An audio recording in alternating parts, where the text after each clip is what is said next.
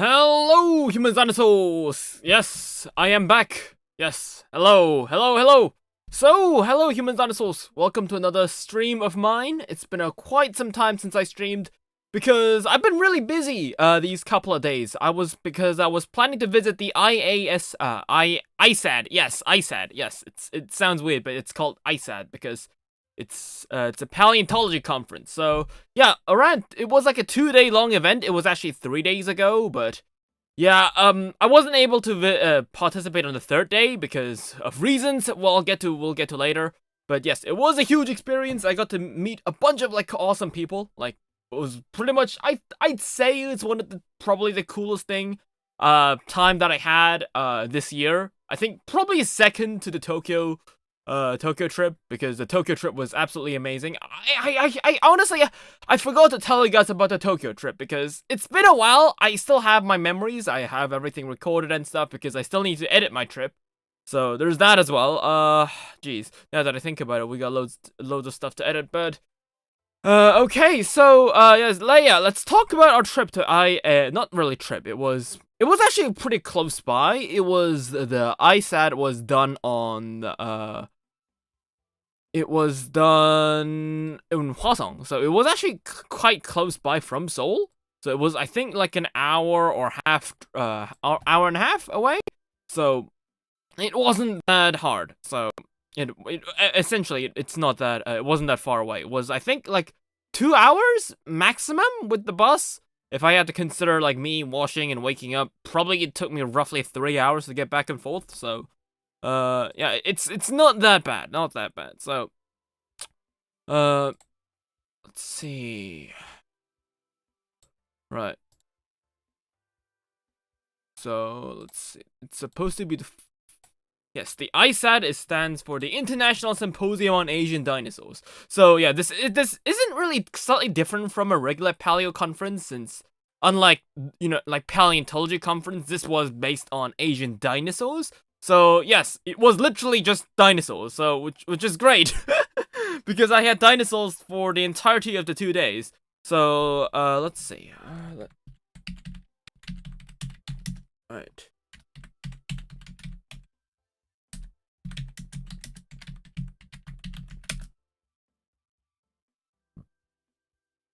So yes, let's go ahead and show you what I've been through.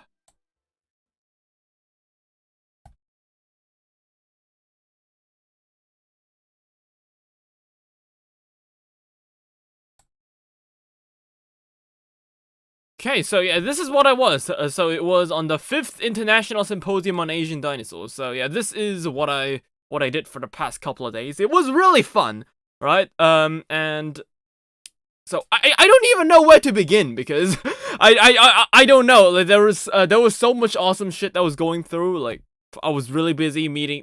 Like okay, so let's start off with the fact that I was the youngest person there. Okay, so all the people so usually, right, so one of my paleontologists alright, so one of the paleontologists I was friends with on Facebook, he told me about the ISAD, and I was like, and it wasn't just me, okay, there was other people alongside as well, like around my age. I know that because I've met them in real life before that love dinosaurs. I think it was some sort of online paleo meetup kind of thing, for South Koreans only, of course. So yes, I know them in person, and now I know that they are about as old or younger than me. So I knew for sure, and when they said that if they could, like, because originally when he made the post, I thought we were required to be a paleontologist to join, but that wasn't really the case. If you like dinosaurs, you can join, so that's great. So yeah, so I thought that we'd have like people my age. I thought we'd have like people that love dinosaurs who just come here. Turns out, not really. I don't know. Some people might have been, I guess they were afraid of being in a big room with a bunch of other big ass paleontologists. Yeah, what the hell, right? So yeah, I guess, yeah, I don't know what's the word? What's the word? Not threatened. I guess scary? They were scared? I mean, not really scared, But what do you say? It's a hard way to put me into words. But let's see. I mean, the I don't know. I forgot. I forgot the word. I don't know what to say. I forgot the word. So yeah. So there were a lot of like those really big paleontologists. And yes. Let me start off by saying that I was the youngest there. Right. I guess maybe I thought maybe there'd be some high schoolers, maybe some university students their first year, and because I'm on my second year of university, and I thought like there were gonna be people that was my age and younger, but no, I was the youngest one there. So, yeah, that was a shock because I thought that there'd be some people my age. I mean, I think there were a couple people my age, and there were a lot of people that I was really became acquainted to. I made a lot of good friends there. But the youngest person I'd say was like 26. So there was this huge age gap between me and the guy who's next on the line on when it comes to age. So I was practically a baby there. Which is surprising. So, so essentially what the event was, this ISAD was divided into 3 days, essentially. So we had Tuesday, November 7th, which isn't really considered a day since I wasn't there. It was where essentially because it was the ISAD, it wasn't just something for South Korea. We had people from flying over from all over the world. We had Thai paleontologists. We had Mongolian scientists. We had Japanese scientists and Koreans as well. So because there were a bunch of people there, they made sure that there would be a registration before the day, so they could just fly in, I guess. Because the event on the second day starts in the morning. So yeah, so it was just registration. I wasn't there because I live in Korea. Yes, good for me. So didn't have to do that. November 7th registration. So November 8th. So that's when I arrived. So on Wednesday. So something that I really found pretty lucky was that during the ISAD, so it seems like around this time of the year, it seems like all like not paleontologists, but it seems like there's a lot of conferences and everything related to paleo stuff. So not paleo, but like geology as well, because the reason I could actually join the ISAD for these days is because my professors who were supposed to be teaching me on that day, they all went to their own geology conferences. So essentially this week, I had like no classes. Like I think it was like Monday, we had some classes. No, that was just English. Yeah, like so Tuesday there were none of the class. Like I think we had like one class, and like I think it was like environmental sciences or something. And then yeah, we had no classes. All the geology classes were closed for this week. No one was there. All the professors, they went to their own conferences. So yeah, because which I feel kind of bad for, because there were some people there in the comment section saying that, oh yeah, I want to join the ISAD because it sucks because I have another geology conference that I have to attend to. So, well, too bad for you guys, but thanks to you guys, I guess I get to be on it here. So, so yeah, there was that. So because honestly, I was worried because I am a student at the end of the day, so I was worried that I might not be able to join this because I had to go I had classes. But no, all classes were signed up for this week, so it was very lucky, right? Rap the Jesus gave me a heads up, so so yeah, we had that. So let me talk to you about the main people that were there, okay?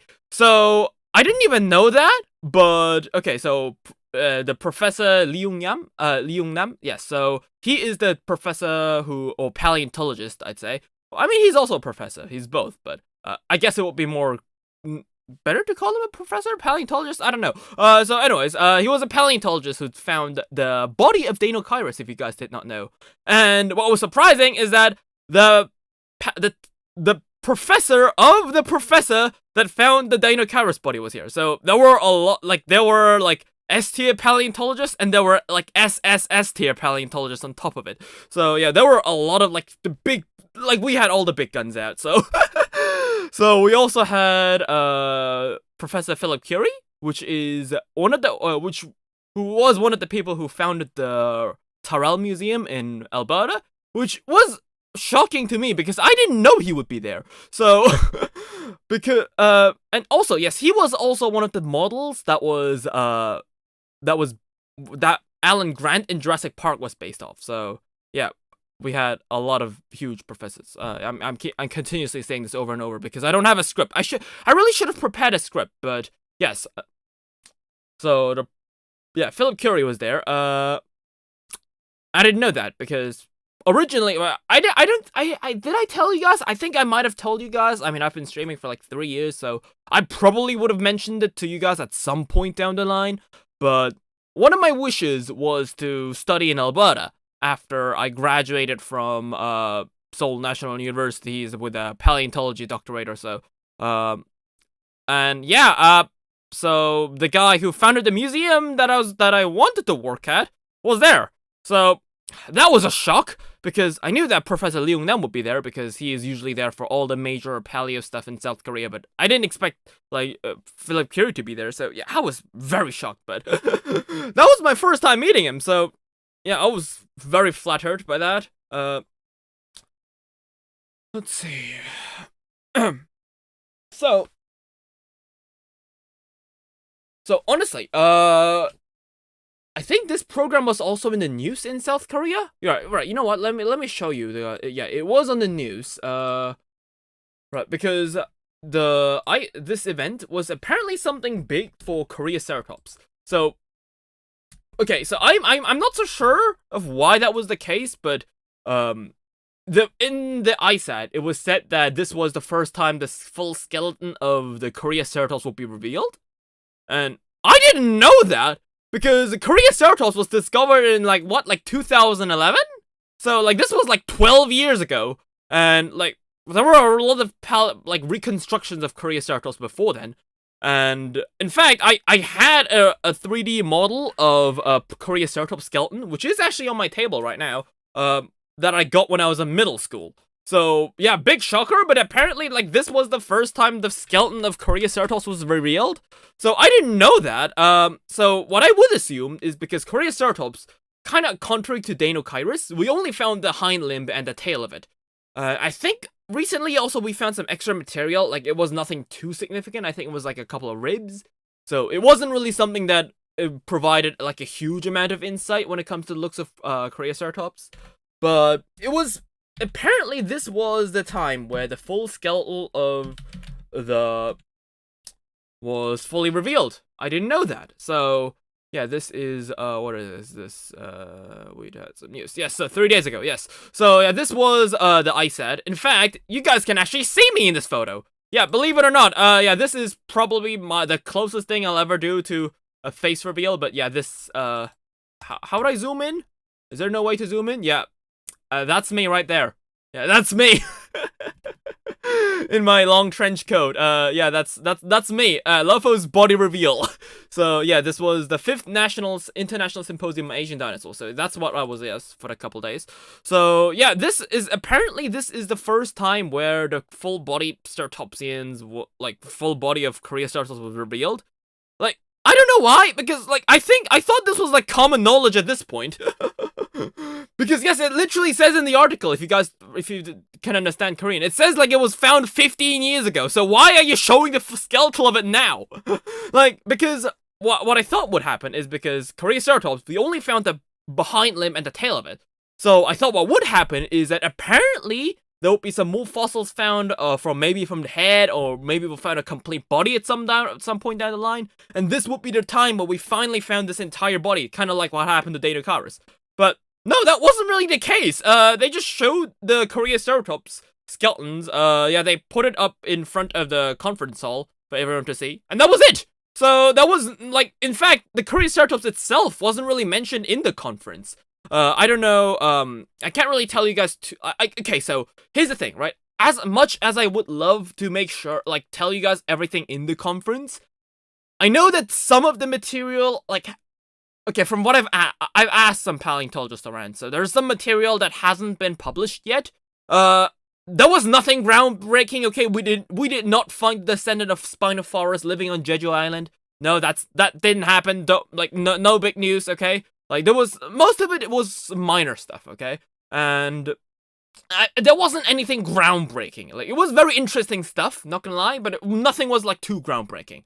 And I'm sure, like, I can tell you guys some of the stuff that was there on the conference, because I know that these papers have been published, but there's also some that I'm not so sure if the material has been published yet, so I'm just a bit keen to talk on about it just now. But I can definitely say for sure that Coreoceratops, nothing about Coreoceratops was actually in the conference. So there was no like full body reveal of Coreoceratops. Like this is like old info, right? You're practically pulling out the info equivalent of a fossil. I mean, we are talking about paleontology, so yeah, talk about putting the bones out of the closet or whatever. I'm not so keen with English speaks, right? Whatever. So yeah, not so sure what this was all about. I don't know. Maybe it's for people outside of the paleosphere. But yes, full skeletal. That was old news. Not so sure why, but it definitely made for a pretty neat news line, I guess. Maybe it was just to provide publicity. I think it could be a publicity thing. Because in Hwasong, we have that's where the Coreoceratops was discovered. In fact, the Coreoceratops is one of the mascots in the city of Hwasong in South Korea. And yeah, they also gave out these really cute Coreoceratops plushies. I don't have a picture of it now. You know what? I'm gonna take a picture of it now. It looks adorable as hell. So right, hold up. It's right over here.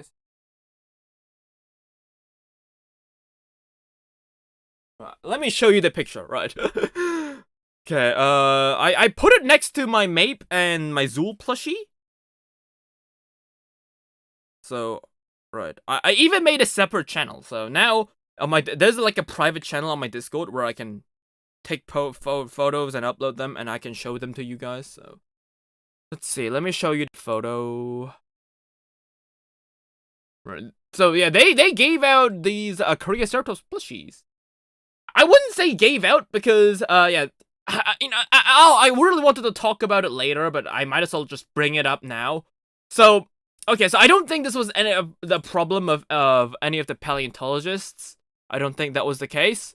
But there was a bit of a fucky-wucky, okay? Yes, I'm probably not gonna include this part in the video. Mom, if you're watching this, you can cut it out or whatever. So, let's see. So, yeah, so essentially, okay, so there was a bit of an info discrepancy when it comes to the Asian Symposium on dinosaurs. So, because for some reason, okay, the site kept looping me back in. So, one of the sites said, if you wanna see more info on the ISAD, go to this page. I clicked on the link, it brought me to another page. But then it said, if you want more info, click on the link. Click on this link that was written on the other side, and that looped me back to the site. So essentially, what was going on is that I was constantly being bounced between two websites, and I wasn't actually able to get good info. Maybe it was just me being stupid, or whatever. The info wasn't clearly it wasn't stated clearly, so I wasn't able to find any info on how much it cost for me to enter. So I asked one of the paleontologists if he would know where to sign up, if I have to sign up, if I have to pay to enter, or whatever. And he said that if you call this the management people, or if you call the local government in the city of Hwasong, they'll be able to answer me. I called them. They said it was free. Yes, as you probably might have guessed by now, it was not free. In fact, it was $200. I mean, it was like 150 USD, so it was like 200 Korean dollars. So yeah, and I was not prepared for that. So essentially, I woke up at 5 a.m. I had breakfast. I took the train and bus. Went all the way to my carried all my sleepy ass all the way to the conference. And imagine my horror to my horror when they said I had to pay 200 Korean dollars to get in there. So yes, here's the thing, right? Luckily to you guys, I had YouTube money that was given to YouTube AdSense a couple of weeks ago. So, using that money, I was able to get in. So that's why I have to be thankful to you guys, because if it wasn't for you guys, I would probably be shivering in the cold, and I probably had to take the bus back home. But luckily that did not happen, so I was able to join. So, that's why I wouldn't really say that the plushie was free, but yes, this is what was given to me. Yes, look at this! It's adorable! Alongside Mape and Zul. Okay. Oh, I can zoom in. Ooh, there we go. Right. Very cute plushie. Right. So I love plushies of obscure prehistoric genera. Okay. So we have Mape, we have Zul, we have Triceratops. Right. It's way better than our typical ass T-Rex, Triceratops, and like Stegosaurus plushies, which I have as well. My childhood plushie was a Triceratops, but yes, that's a story for another day. But yeah, as I said, I love obscure genera, so that's why we have a Triceratops right there. So yeah, we were giving out the Triceratops. We got some other cool stuff as well. But yes, that was a bit of a pain in the butt. But back to the point. Yeah, so nothing about Triceratops was specifically mentioned in the conference. So I don't know where to start now. Right, it's very hard to pull out an interaction, right? I'm essentially talking to a wall here, okay, guys? Right, I don't know, like, a clap or something. Right, claps! Claps, right, woo! Right, okay, any questions? Anything you want to know about me being ISAD, okay? Right, what do you say? Right.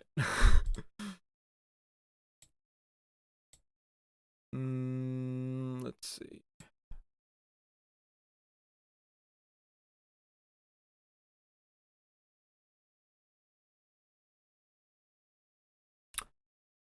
Okay, so yes, I also took a lot of pictures while I was there, but for some reason, I don't know, there's some pictures that I took of, like, I can't really show you guys all the pictures that I took in the conference, because a lot of the pictures were just pictures of me posing with the paleontologists, so unless I want to have, like, a face reveal or body reveal, and by the way, I feel like at this point, right, a lot of the paleontologists started posting the stuff on Facebook, on Twitter, so I feel like if you were really nosy, you could technically reveal my face, and honestly, as I said, like, I don't really have anything about my face. I don't think I look particularly attractive, but I don't think I'm the ugliest person in the world either. So I don't. It's not like I don't have any self-confidence about my look. So it's so if you guys went all the way all through the pain and found my face full body reveal, like I don't care. All right. I don't really like publicizing the way I look because I like the mystery. Okay, it's nice. Right. So we have mysteries. Right. So that's for the mystery factor, right? That's why I don't really reveal my face. But let's see. Yeah, so this is the picture of the Triceratops. So yeah, you can see it. Like we had like 2 skeletal reconstructions. Some people were saying that, oh yeah, maybe it is an upgraded reconstruction because we thought it would look that walked on 2, then now it's on 4. That's what one of the people suggested. One of my people. Not a paleontologist, probably, but like one of the more younger people. A lot or around my age, but no, like it's still bipedal, so I don't know. I literally don't know what the difference between this one and the one on my table is, right? You know what? Let me just take a comparison picture, right? Okay, because right, I feel like having this making this separate Discord channel for me to upload photos was a great idea. So, alright. Let me just show you, right? I don't know. Can you guys find a difference between the reconstruction that I have here versus the one? Right, let's see.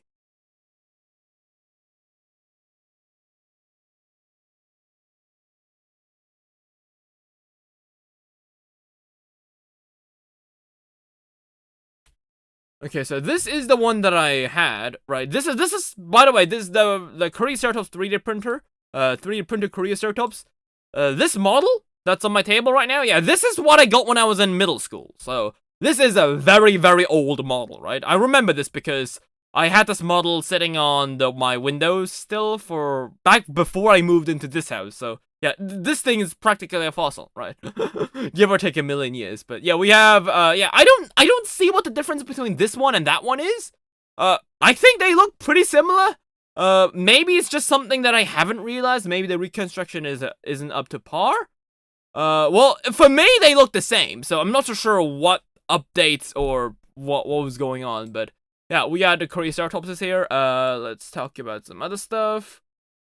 So, oh yeah, so this is what it was. Okay, so so No, don't delete the photos, Lopho. Right. So, yeah, this is how it looked. So the entire thing was done like in a hotel.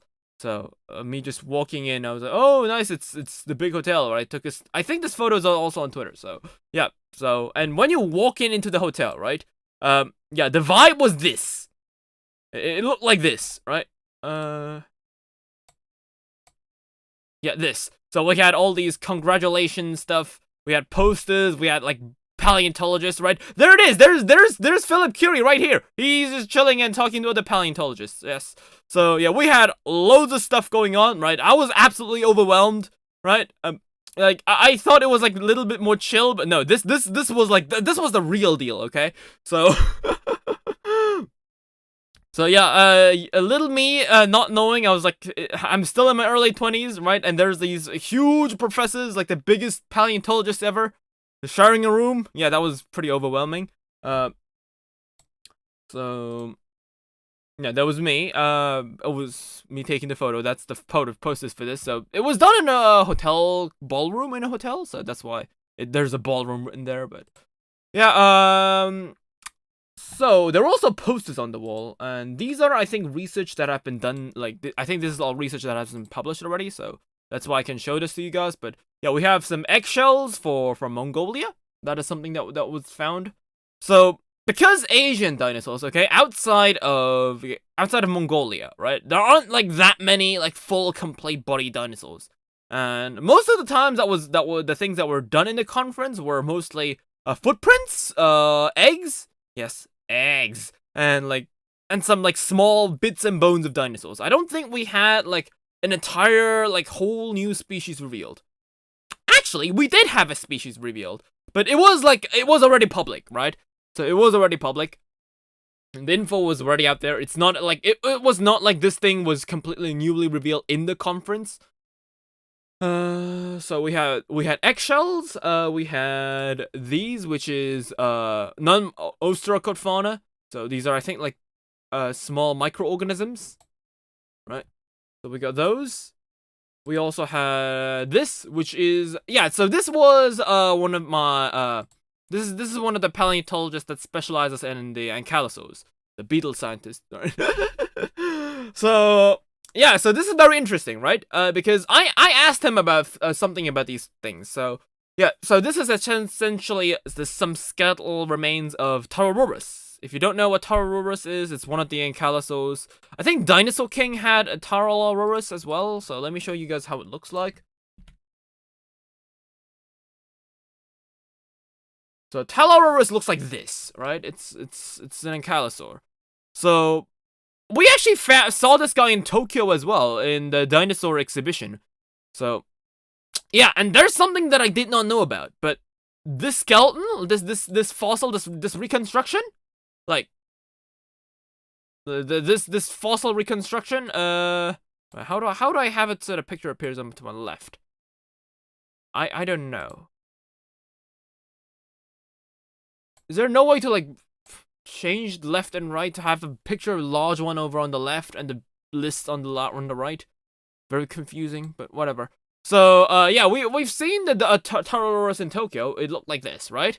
And if you had a keen eye, you might have noticed that this guy's skull and the Tararurus skull that is in the paper, they look different, right? I asked him about that because this is the remains that we found from the Tararurus. So yes, counter to popular belief, okay? If we find a dinosaur, okay, we don't find the whole bone, right? I think that's common knowledge here, but just in case, I know there's some new people. And if you're new here, paleontology is fun, okay? Nothing to be scared about, right? Okay, so even if there might be a bunch of stuff written on the skull, right? Don't get overwhelmed, okay? So we don't usually find huge dinosaurs right off the bat. Like most of the times, it's just bits and bones here and there. So from the Tararurus, this is all we have from this particular specimen. So we have the rib. Yeah, we have the skull. Not even a complete skull. We have like the top part of the skull. I think there is a little bit on the front here, a bit missing, and the jaw is missing too. We have a little bit of a backbone. And there's a rib that is supposed to be connected here. So this is where the rib is supposed to be. Like this is where it gets connected. This is kind of how it is. Like it's like a big circle around here. The rib would be like this.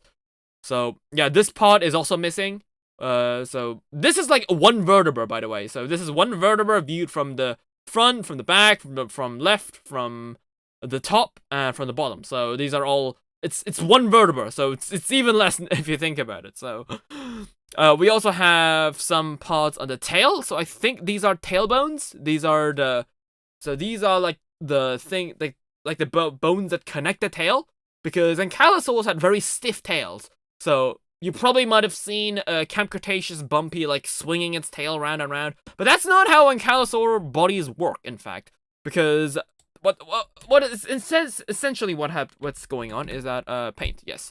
So the front of the tail, right? The front of the tail, that part is flexible, but around here, this part is completely like the bones are like this, right? So these are like essentially like, I guess like tape, like bone tape. I don't know what to say, but that prevents the tail from moving around. And this long parts that stick out, that is what these long parts over here are. So these are the things that keep the tail intact. And it literally had like a whacker on his tail, okay? Like people think that when people usually think of ankylosaurs, they think about this part being like this, the round thing on the tip of the tail being the main defense, but it wasn't really a tip of the tail. It's literally swinging an entire like club, right? This is where the swing begins, because this part of the tail, they can move this part, but from this part is completely solid, so they can't move this part. So they can move this only over here, front and back, but they can't move this end. So yeah, it's essentially like a huge battering ram in a sense. So yeah, so that's why we got this. Some more part, and this is the neck armor. So yes, if you have a keen sense of eye, you might have noticed that all the reconstructions of Tolaururus here, they don't have neck armor. So new window, I think. Yes. So yeah, they don't have neck armor. Their neck is completely banned. There's no armor there. So because I've asked them about it, and turns out this skeleton is completely wrong. Okay, because this is essentially what this is that this is an amalgamation of at least 7 different individuals. So at least 7 different individuals have been merged into this one skeletal reconstruction. And this is currently, I think it's in Russia. Apparently the actual Tolaururus type specimen is in Russia. So yeah, that is like, if you like, this is why it's a chimera. You can kind of see that the rib cases, they look weird, right? So some of them here, like the rib cases over on this part, is like kind of sticking out. It's a bit like, if you look at it from afar, it looks okay, but if you look at it on detail, like you can kind of see there's some wonky parts here and there that, like, that makes no sense, right? And this part that you see over here, that's the neck armor. The neck armor is placed on this guy's back. Right, these are all neck armor, right? I don't know why why they put the neck armor on the back and not on the neck, where it's supposed to be. And yes, this skull is also wrong, because I found it quite interesting with Tolaururus. It's actually pretty much like a paleontology meme, because if you look at Tolaururus, you've probably noticed that a lot of the skulls have these really round dots, like all the nose bones, like the nostrils here, are like fused to make it kind of makes it seem like it's got like a panda shape, right? I don't know, like panda, how do you say that? So essentially it looks like there's eyes, and there's like this hole in the middle, right? To make, kind of looks like a panda if you think about it, right? It's a panda, right? I suck at drawing pandas, right? It's a panda, right? 10 out of 10 pandas. So yeah, the kind of skull makes it look like it's the nose is like this, right? But likely, okay, because this was before the skull was discovered, right? Before we had a more complete skull, because the first reconstructions of Tolaururus was just over here. Was just this part, right? They found the tip, like the top part of the skull, the nose part. That wasn't found of the Tolaururus.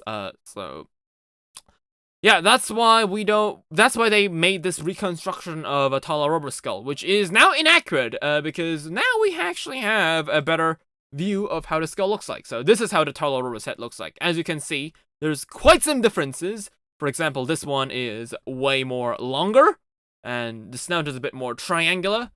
Well, this one looks a bit rounded as well. I mean, it's triangular, but it's not long triangle. It's more of a short, stubby kind of triangle. So, the actual skull of Tolaururus, which should remind, apparently it was more closer to, a different species of ankylosaur. It was apparently like a Canadian. So let's see.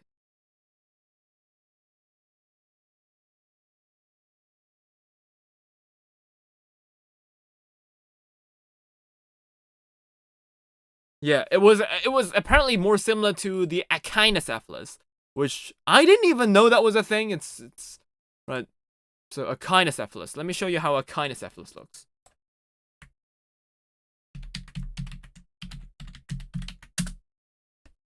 So its head looks more similar to this, apparently.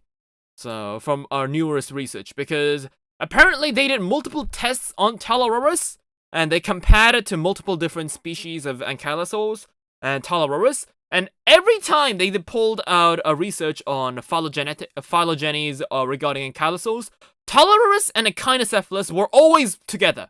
So that probably suggests that Echinocephalus was very closely related to Tylosaurus.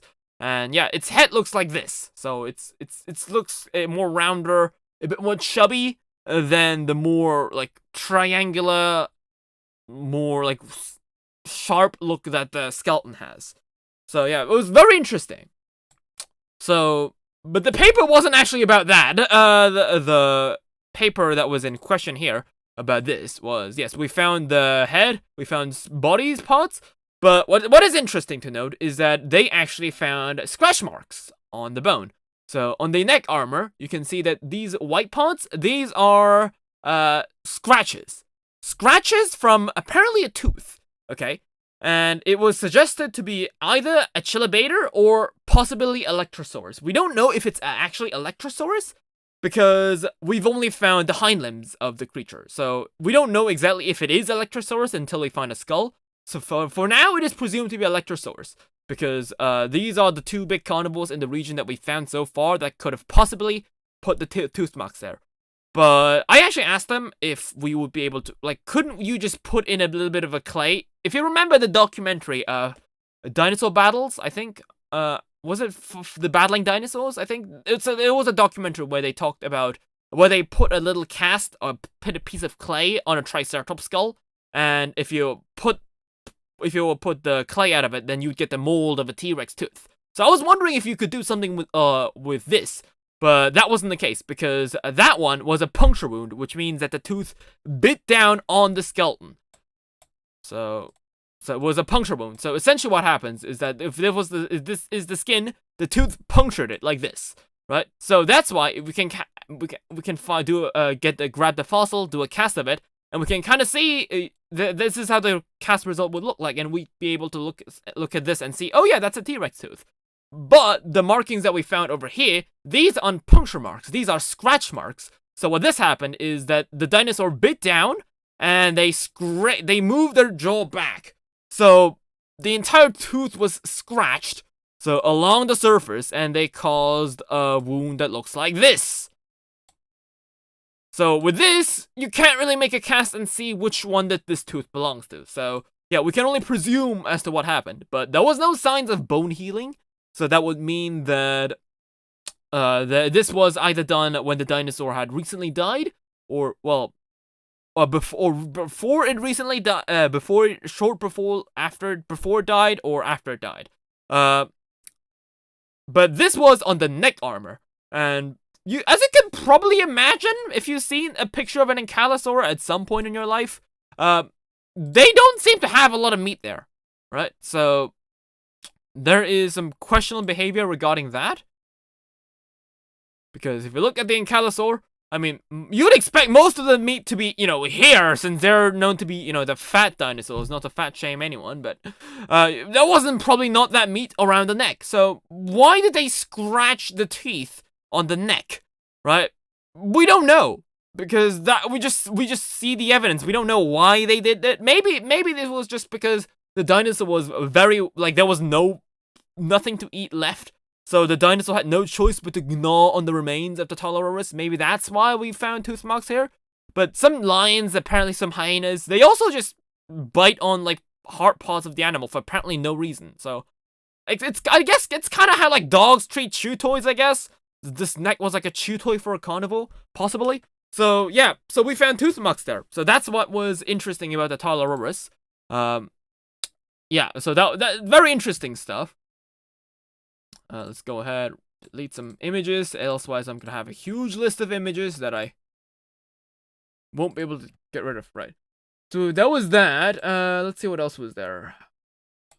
There was also this, right? This was about the study about Protoceratops.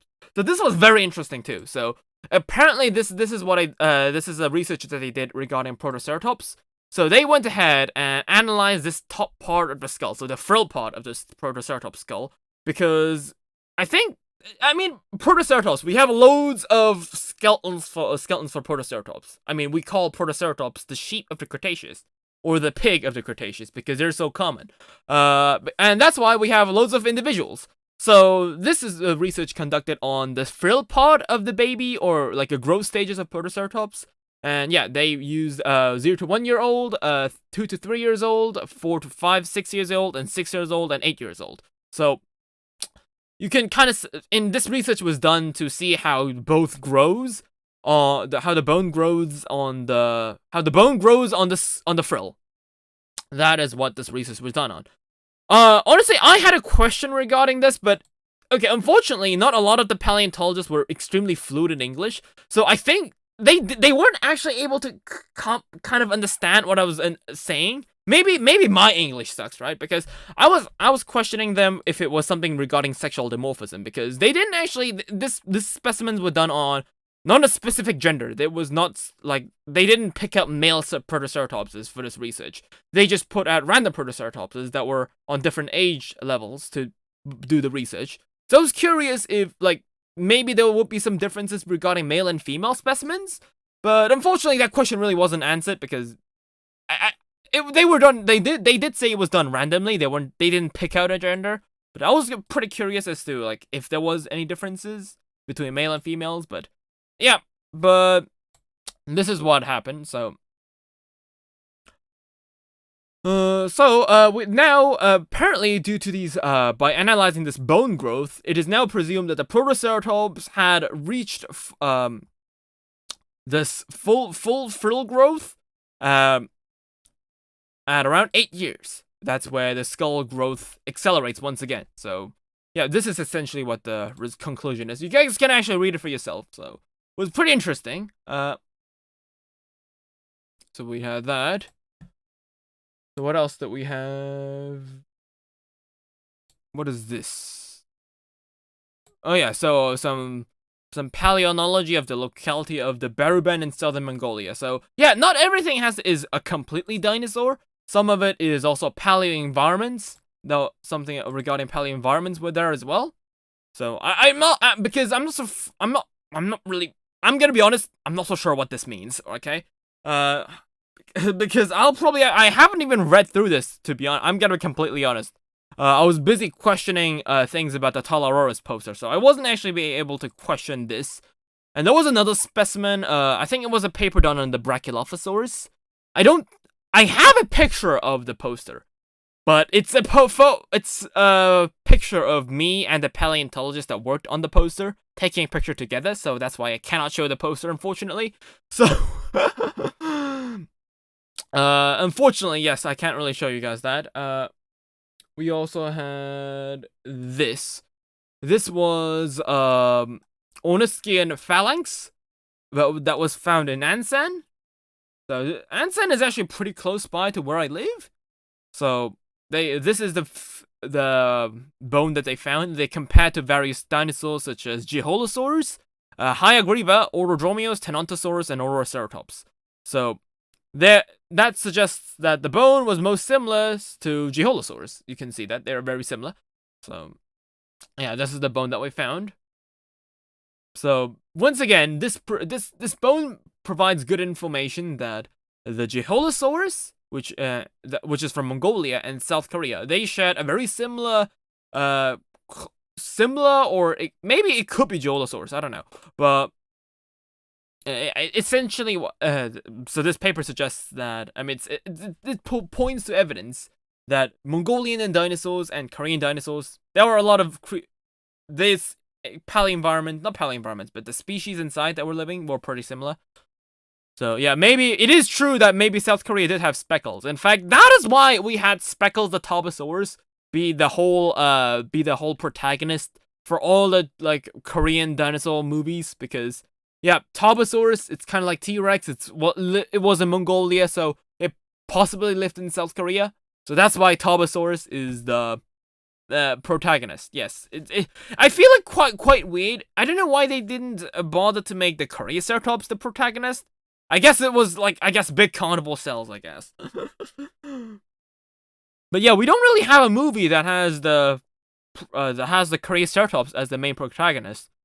I guess we had it kind of with the dinosaur documentary series with the Land of the Dinosaurs, but it was more of a documentary and less like at Speckles, the Tobosaurus kind of stuff. I still can't forgive what they did with the second part of the movie where they had the fucking Indominus dragon thing and Carnotaurus. I don't know why Carnotaurus was there. Like, that makes no sense. At least in the first movie, they tried to make it similar. No, even in the first movie, we had like T-Rex and Taurosaurs and shit, but like, I don't know. At least with the documentary part of the Speckles the Tobosaurus, I think that was, what was it called? In South Korea, the documentary was called The Dinosaurs of South Korea. But in the English version was, I think, the Tobosaurus the Mighty Sever. Like, that was the documentary version of it, I think. Yeah, and that was, but then in that documentary, they had Mongolian dinosaurs. No non-American ones, so. Yeah, we had that. This is the poster that was there. So, pretty cool.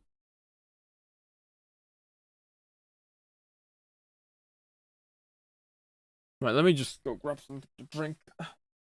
I'm feeling pretty parched. Right. Dinner was too salty, right? I had like ramen and shit, right?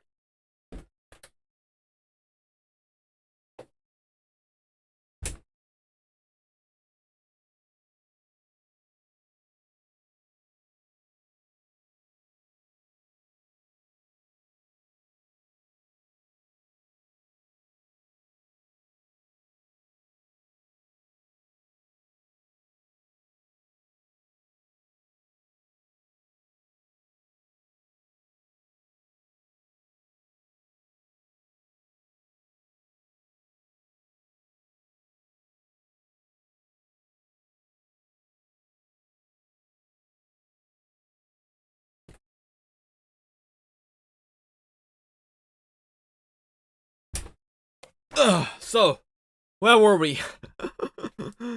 Oh, this is already an hour. Wow. Holy crap. It feels like I didn't do much, but already an hour has passed. Okay. Well then.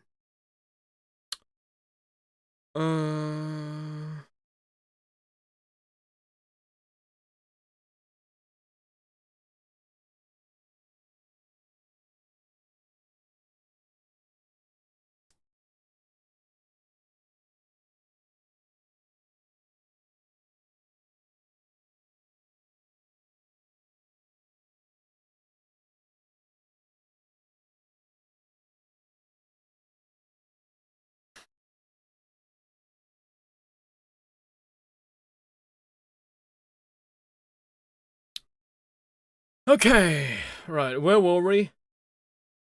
Oh yeah, I also got this. Right? I was given this. So this is something that I got.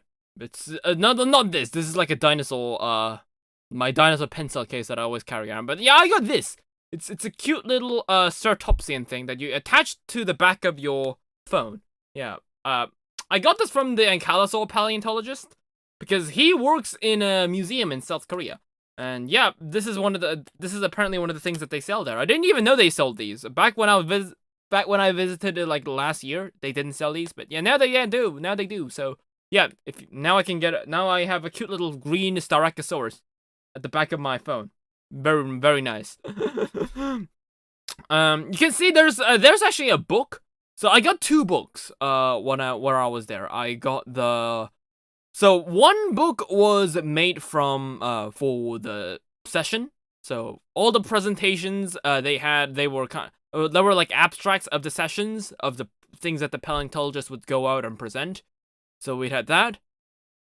For example, this one is about the dinosaur nesting colony in Hwasong. So we had that. So yeah, that was one of them was an abstract. The other one was a big book. So this book is actually I'd say right, the $200 was pretty much worth that book alone, right? Because that book is really well made. So remember when I said that the professor of the professor that discovered Dinosaurs was there? The professor of the professor that discovered Dinosaurs. Yes, he was there. And so essentially what that book was about was all the papers that he wrote in his lifetime.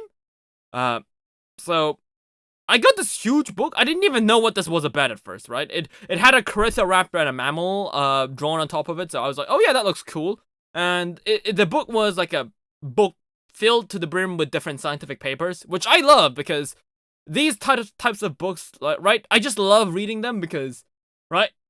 Because each of the papers, they aren't like that long, okay? The book itself might be thick, but it's filled like with like 200 like different papers.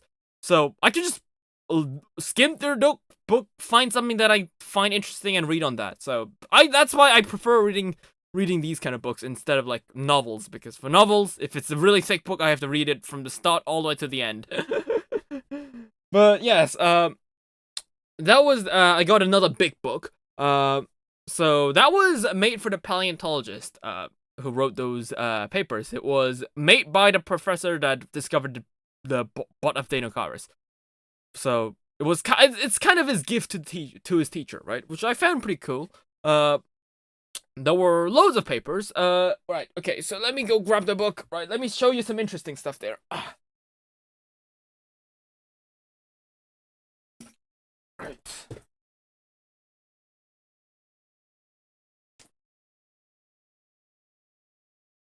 Yes. So it's called like Windows into Sauropsid and Synapsid Evolution. Yes.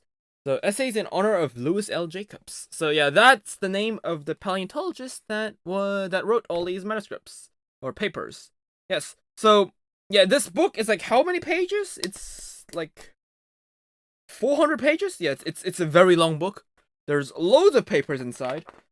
So yeah, like and what I found pretty amazing is that all the diagrams and the pictures and like of the bones and stuff, all of that is like in full color. So yeah, that's amazing.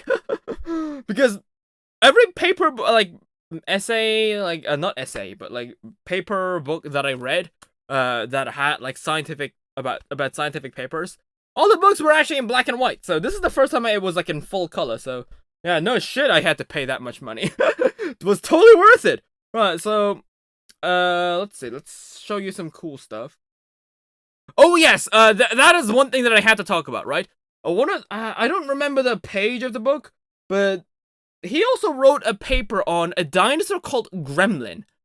I kid you not, there's a dino species named the Gremlin, right? I didn't even know that was a thing until today. I don't know why it took me this long to find out, but there's a dinosaur named Gremlin.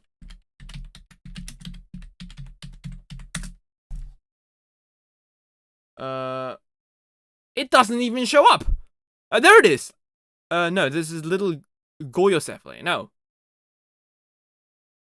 No, no, like there's an actual dinosaur named Gremlin. It's like a primitive ceratopsian, apparently. Maybe it's not the actual species name. No, I think it was. I am pretty sure.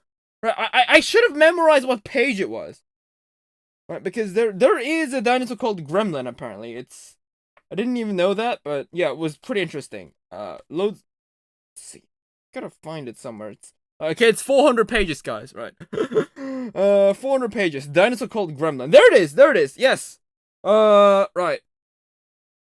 So if you read about it's called a new late Cretaceous leptoceratopsid dinosaur from the Old Man Formation of Alberta, Canada. It was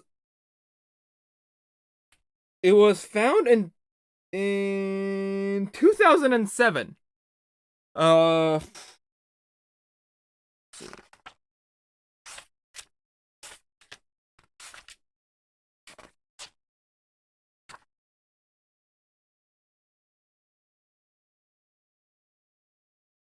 Gremlin, yes. Gremlin slobodorum. Yes, that's what this guy was called. Right. Let's look it up on Google. Right. Why am I tilted like this? Right. There we go. Right. My neck was breaking. Right.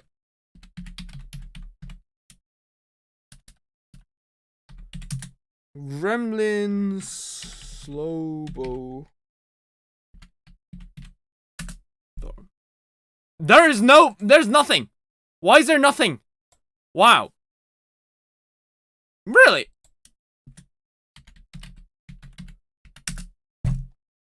There's nothing here. Huh. Interesting.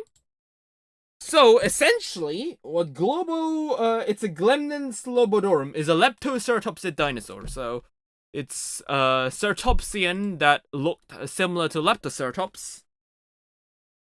And according to the phylogenetic tree, it's a relative of Coreoceratops.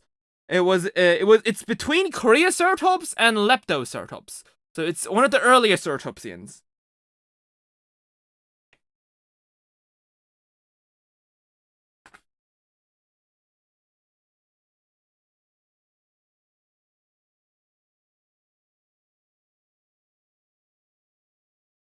So it lived alongside Albertoceratops, Wendyceratops, Griposaurus, and Stegosaurus.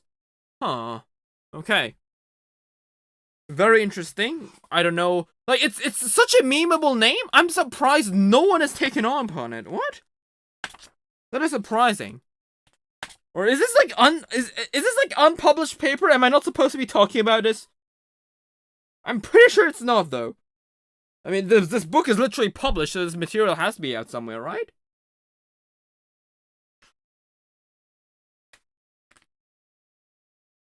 Okay, well, yes, it's a very thick book that has a bunch of scientific papers in it. I love it. I will cherish this book.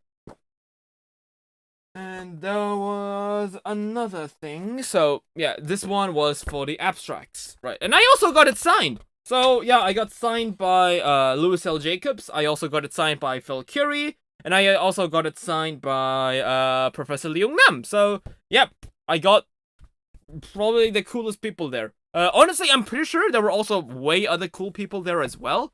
It is just that I didn't know about them yet. I'm pretty sure there were also some there was also some really big Mongolian paleontologists there as well, but I didn't know. I haven't. Okay, I'm gonna be honest here, right? I'm just gonna be dead honest here. I don't know their names, right? Maybe it's just because, like, I mean, I don't really know about a lot about Mongolian paleontology. I know about a lot of Mongolian dinosaurs, but I don't know like about the paleontologists. I really don't remember that, and that kind of goes with Japan as well, because there was also a guy. I don't know if I should pronounce his name or not, but I don't actually even know how to pronunciate his name. But yeah, he also works in the Fukui Dinosaur Museum, and he also gave me a really cool sticker that had like a Fukui wrapped on it. So knows that. So there were a lot of people from the Fukui Dinosaur Museum. There was a paleontologist in the Fukui Museum, and there was also another paleontologist that works in the Fukui Museum as well. Apparently, he helped work on Tyrannomimus. So there's that as well. So yeah, oh yeah, I also talked about Tyrannomimus, right? Because I remember when Tyrannomimus first came out, a lot of the people on the internet were like, "Why the hell did you name this thing Tyrannomimus? It doesn't look terrifying at all." Right?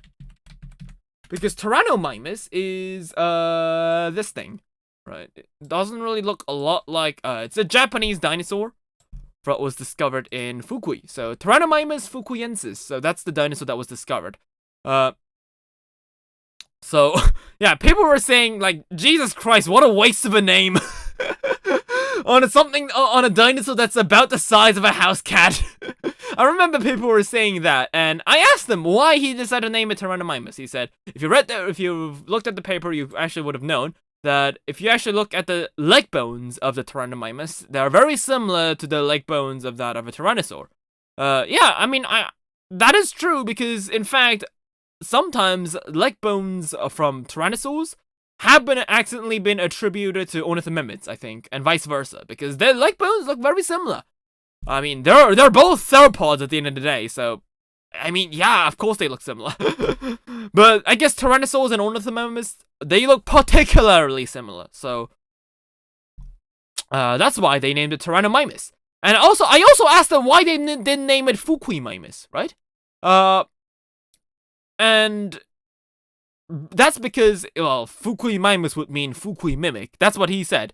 And I don't think that's why I don't think we'll ever name a dinosaur Fukuimimus. Right? That's what he said, right? So I don't know if we found a dinosaur 10 years later that's gonna get called Fukuimimus. I don't know, don't at me, but that's what he said. So that's why we won't have a Fukuimimus. That was kind of embarrassing, right? I had a little bit of an embarrassing moment there because I thought for half a second there that Fukuimimus was a thing, right? And like, okay, so okay, I am 21 years old. I don't know shit about dinosaurs, right? I know a bit, right? I don't know too much about dinosaurs, right? And I kept saying to him that I've heard about Fukuimimus, okay? Right? You can't kid me, right? But I was like, no, there is another, like, wasn't Fukuimimus also a thing? And like, I know that Fukui Venator was a thing. That's the Therizinosaur. Fukui Raptor is the Megaraptor. Fukuisaurus is the Ornithopod. I was pretty sure we had Fukuimimus. But then I remembered. Fukuimimus it's this.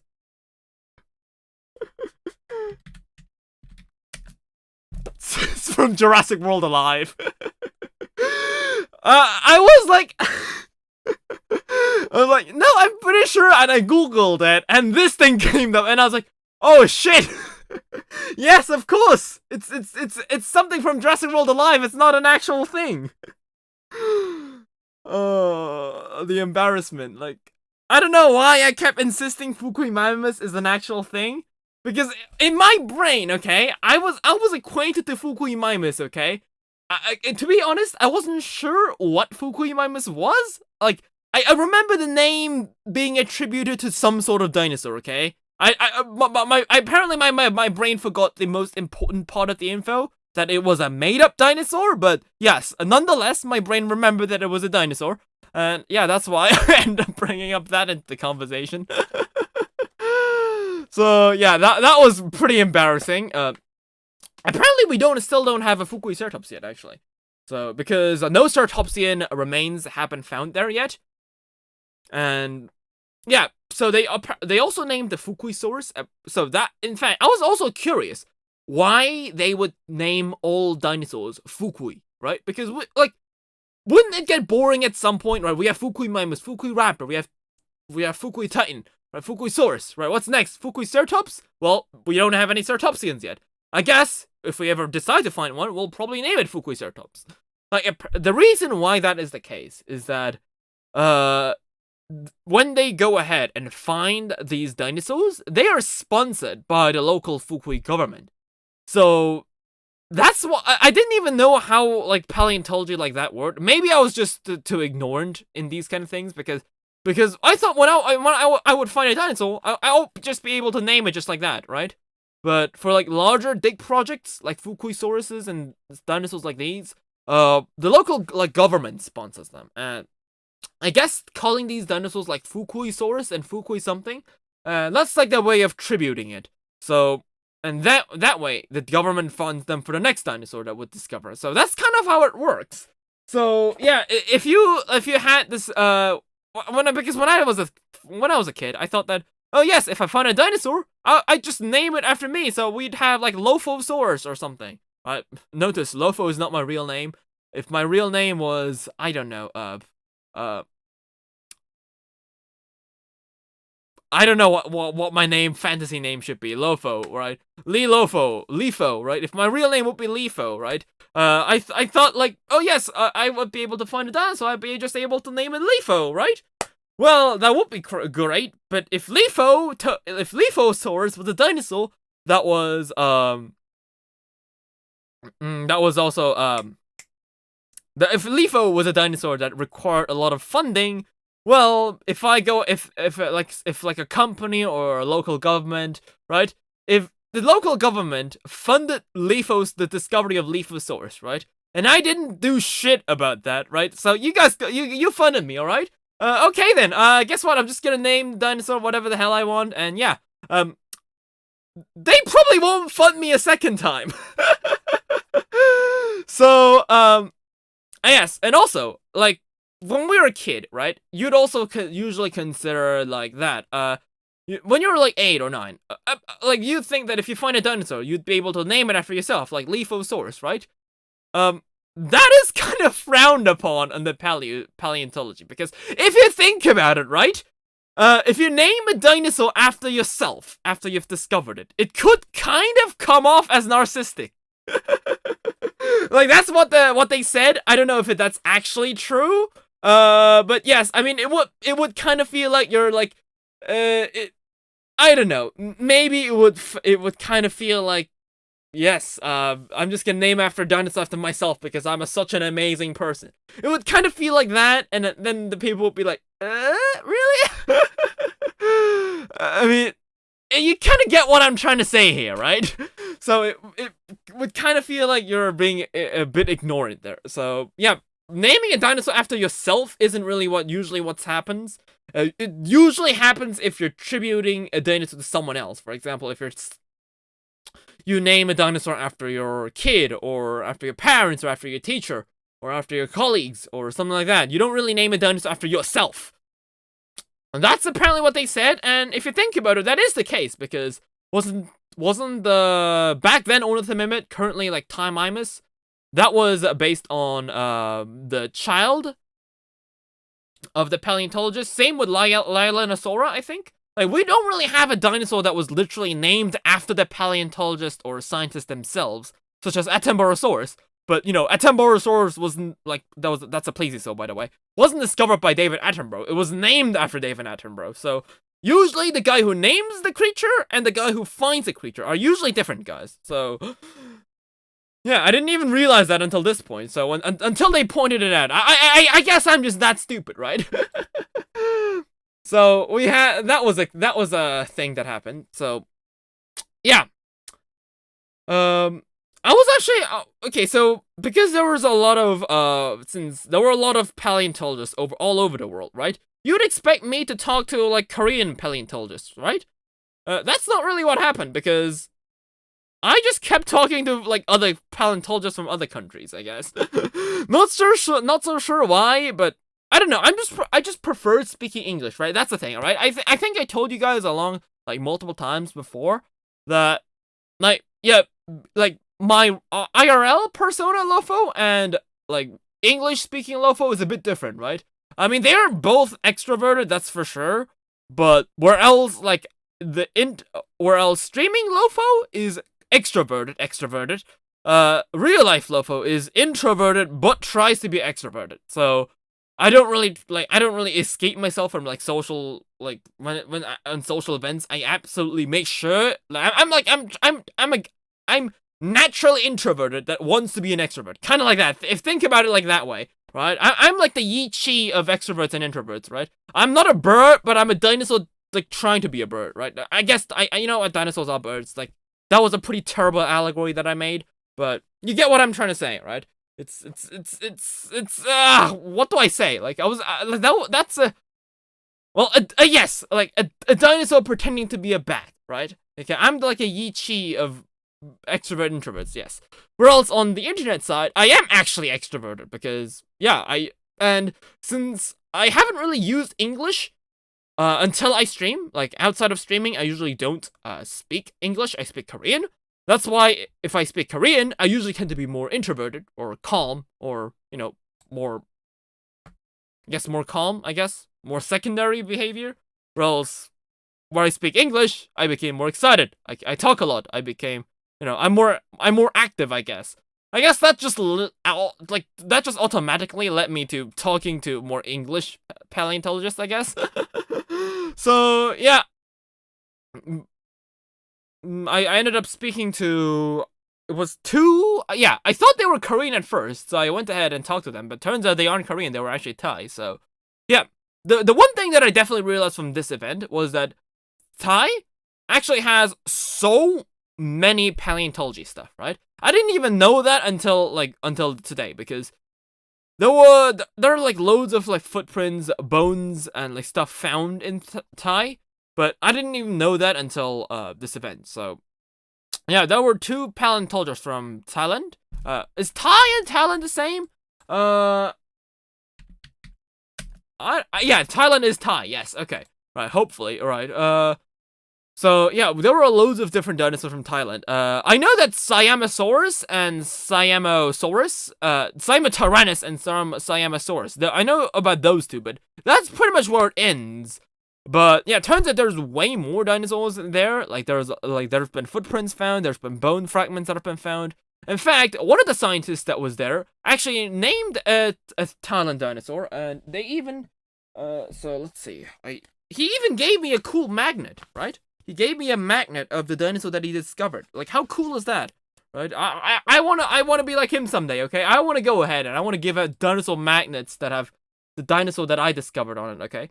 It's a dinosaur called a Mimocursor. So let me actually show you about that. It's a pretty cool dinosaur. It's Mimocursor. Very cool. So this is the dinosaur. It's the Mimocursor. So it's been, I think it was discovered this year, I think. Yes, it was discovered in this year. So yeah, this is the I was actually friends, right? Okay. So there were some paleontologists like him and me. We were very together. Like we had lunch together for the 2 times we were there for the 2 days, right? And yes, we talked with him a lot. And yeah, this is the fossil that he discovered of Mimocursor, and he did a presentation on that on the event as well. It was really cool. Yeah, so he gave me this magnet. So so yeah, the paleontologist who did the skeletal art and the paleontologist who discovered it, those are 2 different people, and they were sitting right in front of me on the first day. So first day I came here, I was absolutely overwhelmed by all these paleontologists, and there were 2 people that looked young, right? They looked about my age, okay? To my shock, no, they weren't, actually. They were quite a bit older than me. One was like 10 years older than me, and the other one was no, one was like 15 years older than me. The other one was 5 years older than me. So, yeah, you know the saying that Asians never look old? Yeah, I didn't even realize that until then, but yeah. Asians, really? Until you, like, became really old, there's, like, people in their 20s and the people in their 40s, like, they look same, okay? They look the same. But yes, we found there was a paleontologist from Mimocursor, and he actually showed me his dinosaur collection. He had a shit ton of PNSO. Like, he even had like Invicta. I think he also has the Invicta Lambeosaurus. He also had the Stenonychosaurus. Like, he's got a lot of dinosaurs. Okay, I mean, like, yeah. And honestly, when I first showed him my collection, I thought like, oh yes, because yeah, of course I would have more dinosaurs. But no, like. I have more dinosaurs, okay? Like, that's a hill I'm gonna be dying on, but in quality-wise, his are better, right? Because he has a bunch of the Beasts of the Mesozoic ones as well. He had Dino Riders, although he doesn't have the Pachyrhinosaurus, and I have the Pachyrhinosaurus, so... anyways, yeah, he has the Taurosaurus. He also has the Styracosaurus as well. Me too. Yeah. So he has some Tycho Dino Riders. He has a bunch of like more high quality ones too. Yeah. So yeah, in general, one thing that I realized that yes, Lopho, you should really stop buying more PNSO, right? Because PNSO, like nowadays, like they're still rather affordable. I don't know why I've been slacking on buying them. Like I got like how many? 1, 2, 3, 4, 5, 6, 7, 8, 9, 10, 11, 12, 13. I have 13 PNSO models. I have 13 of them, and he has like 60, right? Right, I should at least try to get to his level, right? So, probably means I should buy more. Should be making more videos, right? Expect a row of video essays from now on, right? Well, whatever, right? So we have the Mimocursor, and the other paleontologist that I talked to, he found teeth of on the same region as the Mimocursor from a Tyrannosaur dinosaur. So that's what he did a presentation on. So yeah, it was really cool. I honestly wanted to do like an interview to him regarding Mimocursor, but I completely forgot about that. So yeah, it was discovered. It was also it is Thailand. So yes, one of the best preserved dinosaurs ever found in Southeast Asia. So. It was discovered around this July. Yeah, July. So yeah, this was like a couple months ago. It wasn't even that old. So So we had the Mimimo cursor fuensis. We had that. So yeah, we did a bunch of presentations and stuff. Where is... Right. Yes. So we did that, and yeah. Also, right. What else? What else should I talk that would make you guys feel interested? I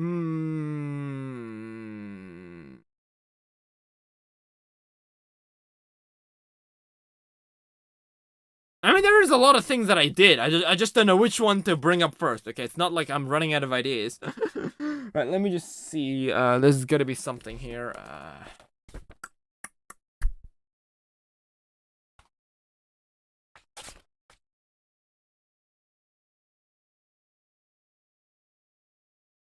Oh, yes. Let's talk about that, okay? So there was actually one... Oh, yes. So, yeah, there was one paleontologist that was in Germany. So he was actually the paleontologist who discovered Europasaurs.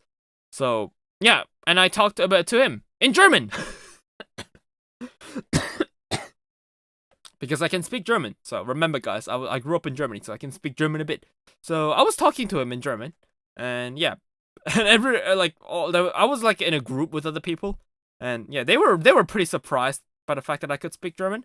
But regardless, yeah, he was doing a study on oviraptor eggs. So, like, that's the thing, right? Usually paleontologists, you might think they all specify in like a single dinosaur species. So we have the ankylosaur expert, we have the ceratopsian expert, we have the pterosaur expert like Mark Whitten and stuff like that. But usually what happens with paleontologists is that they have their main form of expertise, but they also do like studies on other stuff. So for now, the German paleontologist, he right now does oviraptor studies, but he also did studies in the Europasaurs, and like he does all sorts of stuff. But currently, he's focused on Mongolian stuff, so like the oviraptors. So I didn't even know that, but he talked a lot about a lot of interesting stuff about the oviraptors. So this is something that I didn't even realize. Okay, but if you think about dinosaur eggs, right? The first thing that comes to your mind are, like, dinosaur eggs, like you see in, like, Ark Survival Evolved, right? But usually they say that it is said that dinosaur eggs are actually soft-shelled. Most dinosaur eggs will be soft-shelled, and some species have hard shells, but most of them are soft-shelled. For example, we had, like, one nest fossil from Protoceratops that showed that it had, like, soft-shelled eggs, apparently. I think that's what he said. So we have a lot of soft-shelled eggs. Soft-shell eggs could actually possibly even be the norm. We aren't so sure because we don't have too many eggs on about dinosaurs, because we don't have any eggs of Tyrannosaurus Rex or Triceratops. We don't have Ankylosaurus eggs, like, because most of the eggs that we find are like ornithopods, sauropods, oviraptors. We don't really have like a huge variety of eggs. So yes, so what is quite interesting about that is that oviraptor eggs, you actually, so yeah, let me show you with a diagram, right, once again. So if you watch the dinosaur documentary, what was it, Planet Dinosaur? There was this oviraptor egg segment, I think it was with the Gigantoraptors, that showed that the female dinosaur would go around the nest and lay their eggs like the way I'm drawing right now, like this, in rows of 2. So that the female dinosaur would stay in the center, and it would go around and lay eggs. Go around, turning its butt around in a circle and lay eggs. That's what we thought. But we actually found more better preserved nests that actually have multiple layers of eggs. And this actually that shows that this method of egg laying, that wasn't actually true. Because we found eggs that had multiple layers of eggs. We had eggs that were stacked on top of each other. Like, up to 4 layers, in fact, apparently. That's what, about to 4 layers. And that contradicts what we thought we knew about these oviraptor eggs. Because if the female was in the center and going and laying these eggs, then what would have happened is that the eggs, viewed from the side, would do a spiral shape. So the eggs at the first floor would be like this, and then it would come back, and then it would go back on top. And essentially, like 4 layers, it would look like this. It's a very simplified diagram viewed from the side, but the eggs would be going in a spiral shape. But what we actually found was that the eggs weren't going up in a spiral shape. They were actually being stacked on top of each other. So there was one layer here, one layer here, one layer here, and one layer here, which wouldn't be happening if the female was sitting in the center and laying the eggs outwards. So, and not only that, we found according from the embryo fossils that we have from inside the eggs, not all the eggs were laid at the same time. So, for example, we would have dinosaur eggs where the dinosaur would be almost developed. We've had eggs that we only were half developed, and ones that were that were apparently not that well developed at all. So, yeah, that shows that the eggs, they weren't probably laid there at the same time. And what is more surprising is that these nests, they were apparently undisturbed. So, which you might, okay, so for the people who just saw dinosaur documentaries about oviraptors, you might think, yeah, of course, why would they? But if you started learning about eggs and development regarding modern animals, you'd find that extremely strange, because modern eggs, like chicken eggs, right? Have you ever watched a chicken hatch? Because the incubators where you put the chicken's eggs to hatch, they make it so that there's like a motor if you hatch chicken eggs, right? That rolls around on the bottom, that spins the eggs around, because chicken eggs, like most bird eggs, they need to be rotated constantly for the embryo to develop. If you don't rotate a chicken egg, so if you would just put a chicken egg in a flat surface, like you would do in Ark Survival Evolved, in a air-conditioned room, if you have slapped down an egg in the middle, right? Even if it's the best temperature, if you don't touch the egg, it will die. Counterwise, crocodile eggs, for crocodile eggs, the eggs are, you put them there, but if you touch these eggs for crocodile eggs, if you spin around the crocodile eggs, they will die. So, the development stage of both of these animals, despite them both from coming out from eggs, they are very different. And despite oviraptor eggs looking closer to chicken eggs than crocodile eggs, because crocodile eggs are usually laid on a mound, I think. On a mound, or are they like, do they dig them and put them there? But yeah, they don't do like nests, I think. Do we have crocodile nests? I'm not so sure, right? But crocodile nests and oviraptor eggs, they don't like that. Oviraptor nests are more closer to bird nests, right? But bird nests, but birds, they have to spin their eggs around. But oviraptors, they did not do that. So I mean, you could technically argue that they could have spun the egg and put them down just in a perfect position again, so that leave any traces. But again, that wouldn't be exactly the most logical thing to do. That's way more steps, and science usually tends to go for the simplest, easiest of answers than the most convoluted one. So that is because, like, oviraptors had like 9,000 years, they had 9 million years of their own evolutionary system where they evolved their own nests. And since there's no modern allegory, it's impossible to see how these oviraptors nested their eggs.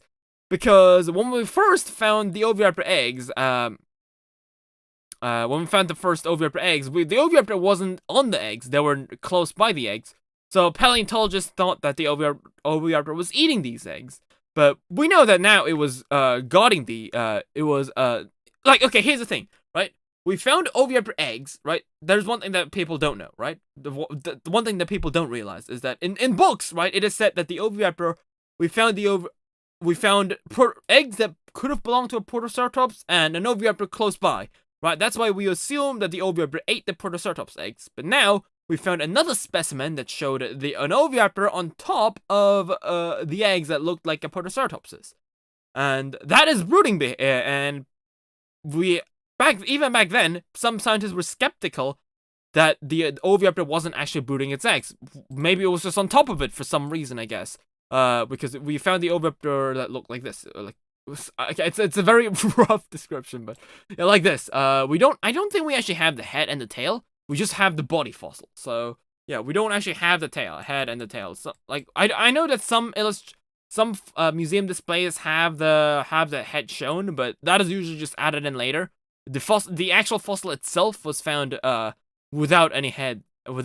So Yeah, and some scientists were still skeptical until we found a perfect ovipositor egg, ovipositor on top of a nest that also had ovipositor embryos. So then now we know that it was likely that it was hatching the eggs. But before then, we didn't even know that.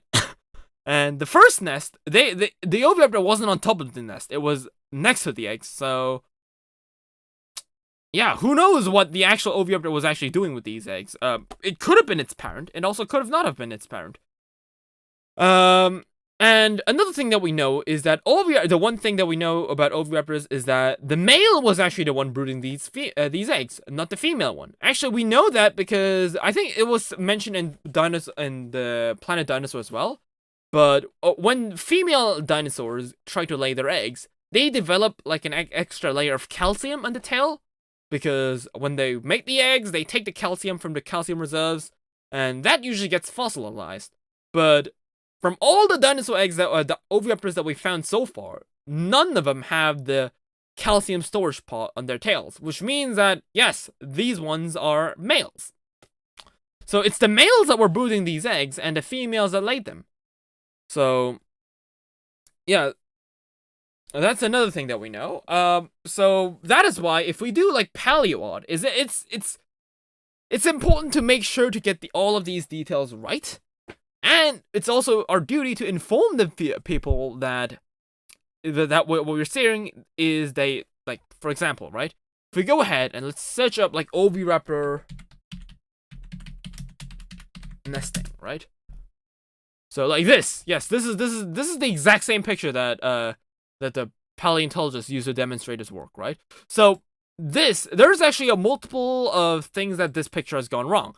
Because, yes, see, it's the female that is likely nesting these eggs if the sexual dimorphism would indicates that this is the male, this one's the female, right? But from from what we've seen currently, the eggs that the ovipositor was likely the one that was nesting is the male, and this one would be the female, I guess, in this case. Also, the way that the picture is drawn makes it seem like these eggs were laid at the same time, which again isn't true, since some of these eggs were more developed than the others. We would probably see this guy hatching out or something, whereas the other ones aren't that much developed. So if we do Paleontologists, it's very important. From what he said is that it's important that we need to inform the viewers or the readers of Paleontologists that what we do put in the Paleontologists, we need to like put in like more info, as like that's kind of what he said in his terms. Like I think he probably said something more similar in the lines, but yeah, because it's the kind of the thing that Prehistoric Planet had an issue, I think, because with Prehistoric Planet we weren't actually able to see which is speculation and what is fact, and that is something that I want to point out with Prehistoric Planet, because like everyone praises the documentary. But at the same time, there's a lot of things that was just speculation that was put out as pretty much fact. So, I guess that's some of the negatives, I guess, that I have about Prehistoric Planet. But don't worry, guys, I'm not going to do a brief video on Prehistoric Planet. I just feel like it's really, really, really not worth it. I know that everyone does videos on Prehistoric Planet. Like, even my VTuber friends, they all do videos on Prehistoric Planet. I think, no, like, why bother? It's just the same thing again and again and again. I don't really need the same guy. I don't need the 50th guy to say the exact same sentence over and over, praising Prehistoric Planet over and over. So, yes, I get it. Stop with the praise. Well, I've had enough. Like, do a video essay on, I don't know, Dinosaur Planet or something. Whatever, I don't care. So, each their own. But yeah, that was the ovipositor presentation. It was very interesting to see. And I actually showed him some pictures about the dinosaur nests that I took on while I was in the Doxo Dinosaur Dinosaur Museum, but in the Doxo Natural History Museum. So he looked at the nests, right? He looked at my photos, and he was like, dude, all the egg descriptions are completely wrong. Yeah, because they apparently labeled the Proceratops eggs as ovipositor eggs, and they labeled some mysterious theropod eggs as Therizinosaurus eggs, because Therizinosaurus eggs, right? Because I always thought the Therizinosaurus eggs were a bit more oval shaped, right? I thought they looked like this, but apparently Therizinosaurus eggs were actually completely round. So, yeah, but the display showed that these long eggs would be the Therizinosaurus eggs, which is wrong. So, yeah, every single display eggs that they had on display, that was wrong apparently. So, yeah, that was quite shocking. I mean, it wasn't too much of a surprise since the Natural History Museum that I went to, it's not really the most up to par on the newest of stuff. At the same time, like, Natural History Museums in South Korea, they're usually on the best of qualities, right? I'm gonna be honest here, right? The dinosaur models that they have on display, there is like a whole monopoly on Korean dinosaur models. It's just something that I want to make a video essay on at some time in the future. But yeah, pretty much like 95% of all museum displays in South Korea, they have a monopoly on dinosaur models. So where else in Europe or in America, you would probably see a various number of various companies making dinosaur models for all sorts of museums, right? So every museum that you go to feels different, it feels new. But in South Korea, if you go to every single natural history museum, all the dinosaurs, they look exactly the same with different colors, right? The T-Rex in one museum and the other natural history museum, they look exactly the same. They just have a different paint of coat. So, yeah, that is extremely disappointing because I went to like 8, 9 different natural history museums in South Korea, and all of them have the exact same model. They have the exact same T-Rex, they have the exact same Disney's Carnotaurus. They had this exact same, like, stiff pose ankylosaurus and stuff with different colors each. But yes, it just really takes out of the fun of going to museums, which is half the time I'm going there to look at the dinosaurs, right? And they all look the same, so it's really of a shame. But where was I again? Yeah, natural history museums in South Korea. They aren't exactly the best. So, there was that.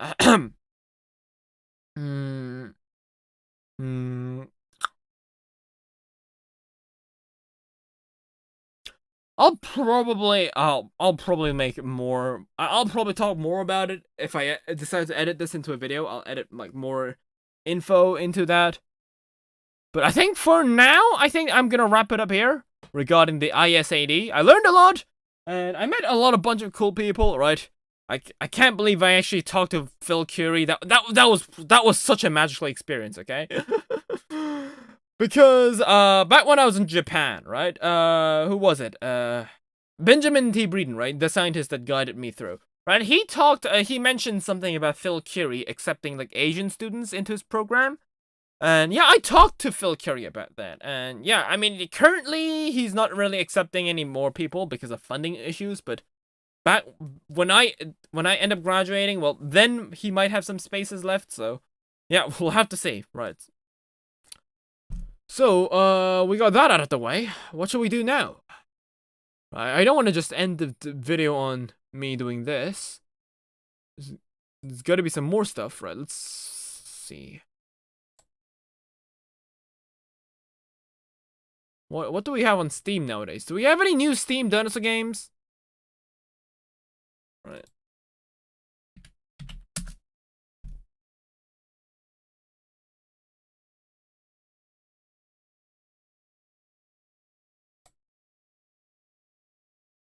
Oh yeah, Primal Carnage released a new DLC.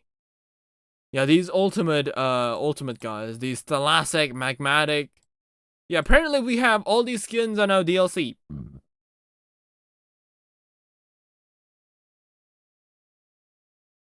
I mean, I guess that is pretty cool. I always thought that, like, these glowing skins, I always think that these were, like, a bit over the top, right? Not gonna lie, I feel like they're a bit over the top. I prefer the more natural skins, like the ones based on animals, and those really fancy, bright, shiny ones. We also have this! Schleich Dinosaurs. Oh yeah, this is actually something that I'm probably gonna play this week. This is something that I wanted to play. It's apparently a Schleich dinosaur game, right? We know that Schleich makes these absolute, most of the times, horrendous dinosaur models, so I gotta see what their video games look like. I never thought that Schleich, of all companies, would make a dinosaur game, but yeah, here we are. We have this Augustinia with shoulder spikes, which we now know that those are just deformed ribs. So yeah, Augustinia, they did not unfortunately have these spikes in real life, but yeah, Hey, at least the 3D model of the Cryolophosaurus looks better than the amalgamation of an excuse of a Cryolophosaurus that they put out in their line. So there's that. Let's see. Embark deep in the Amazon jungle and rescue the legendary giant creatures. Okay. Amazon jungle, you say? What's a Cryolophosaurus doing in the Amazon? I don't know. fantasy something. I don't know. Right. So we have fossil fuel 2. Yeah, we also have Athos. Yes, it's apparently like a ripoff of Ark Survival Evolved. Yes, look at that. Right, I gotta check. I gotta check this out, man. And we can already see, like, this is the thing, right? I gotta do. Oh yeah, I gotta do something on AI Dinosaur as well. Yeah, because AI art has come really far from back then. So nowadays, AI art actually looks way better than it used to. So I should probably do a revisit, like making AI dinosaurs once again, because it's been a while since I did that. I still can't believe I got like big titty Dino Kairos back then. Like that was ridiculous, but yeah, whatever. So yeah, this is like obviously AI art. Like it's just kind of sad. This like because there's some like genuinely like AI art. Not really AI art. Like I know some people don't call them art, but like AI results that very closely resemble dinosaurs, whereas these ones are just kind of sloppy. But still, I'm very curious as to what it is. Like the dinosaur models, they are probably like Unity models, but hey, at least their parasol looks better than the one in Ark. Although I must admit the Ark parasol fits the Ark theme better, but like from a purely aesthetic point, I feel like Ark's dinosaurs look that parasol looked better than the Ark one. But what is this? Apocalypse Marumbo. What does this have to do with dinosaurs? What? It's a game inspired by me from the Brazilian bodybuilding and fitness universe. What does this have to do with dinosaurs? Why is this in... What? Okay, whatever, right. Well then, I mean, let's... What is this, Playtown? Is this like a horror game?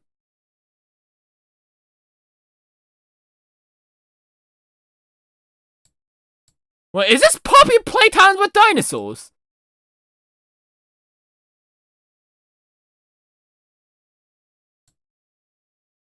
Wait, I think so. Wait. We have Poppy Playtime with dinosaurs? Holy shit. That's a thing? Oh my god, that's my dream come true. Now I can finally have something cool. Right. Wow, okay. I gotta play this. Well, not today. That's definitely something for a separate dinosaur game, but the game came out like a couple days ago. Oh my god, right. I'm definitely gonna put that on my wish list. Right. Let's do that. Alright. Right, so let's play some Primal Carnage, shall we? Well, some Primal Carnage it is.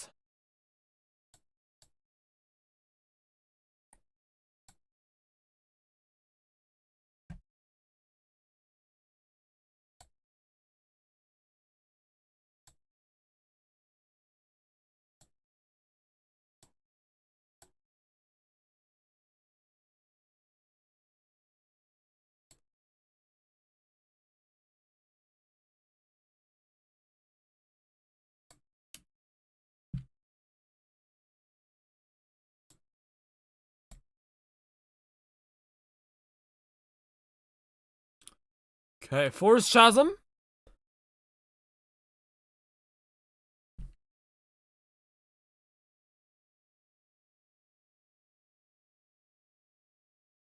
Right, okay, how to play. Okay, bow. Okay, let's try bow.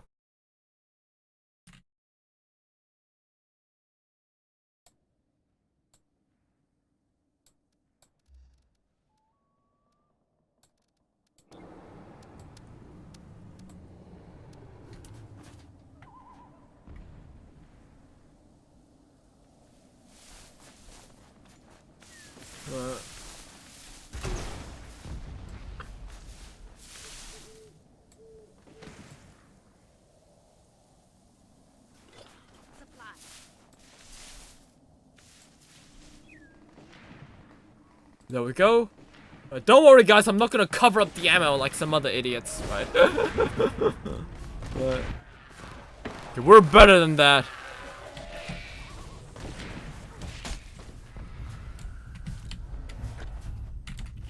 Oh yes, we have these skeleton dinosaurs now. I should play as that. Oh, that was already a year ago? I still remember doing a video on that.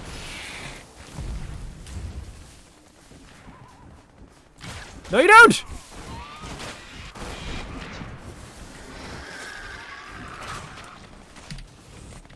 So many flyers there. Oh god, oh god, oh god, oh god. Oh, shit.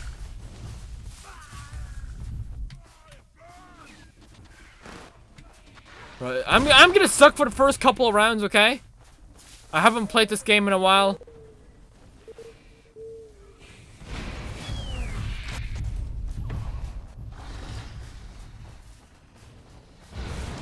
Ouch! Oh crap! Ah!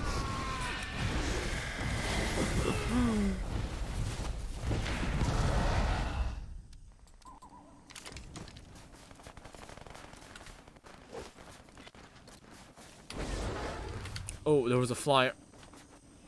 Right, I saw the shadow. Oh, nice, got him.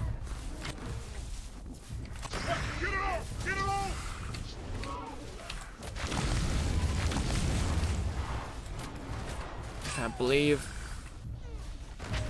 I missed that cryo.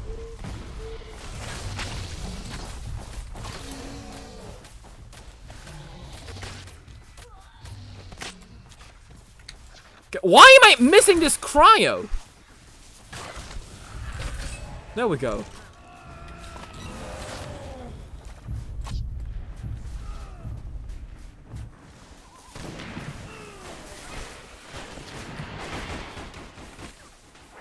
Oh my god. Come here.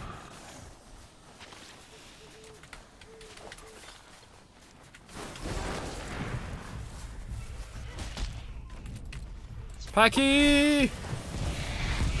Oh, shit. Oh, what is this? That's a new name tag. I guess that's what you get from buying all the new DLC, huh?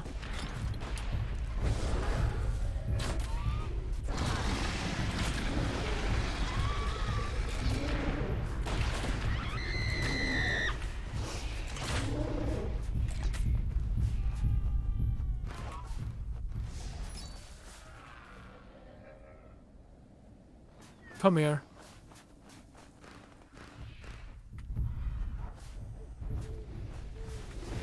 Oh shit, shit, not you, not you, not you! Oh!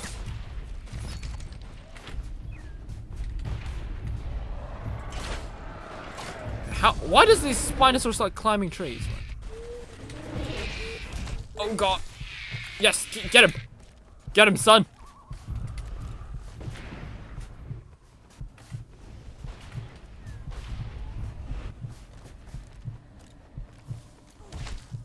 Oh god, right. I knew I would have been picked up. I had low health. All VIPers can see people with low health.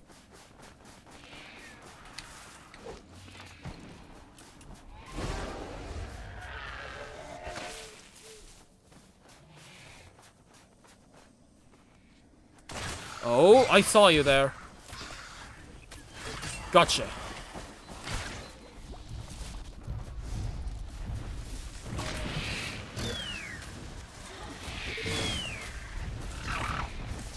Oh, no, you don't!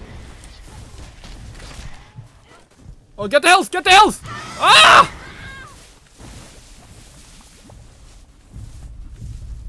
I got a lot of good shots in. I guess it wasn't enough for the kill, though.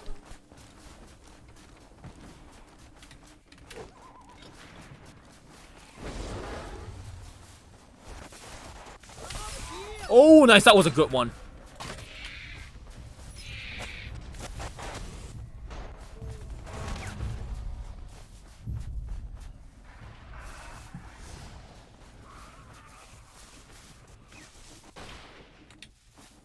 Like, I love how accurate the bow is. Oh, nice! I got an assault cannon.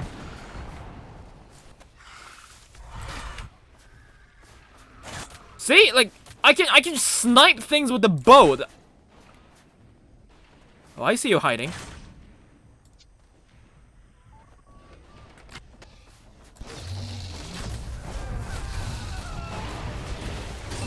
Oh, nice. Okay.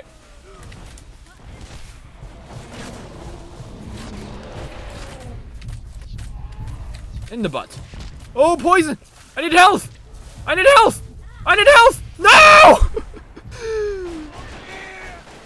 That guy just took the last health right in front of my eyes. That bastard!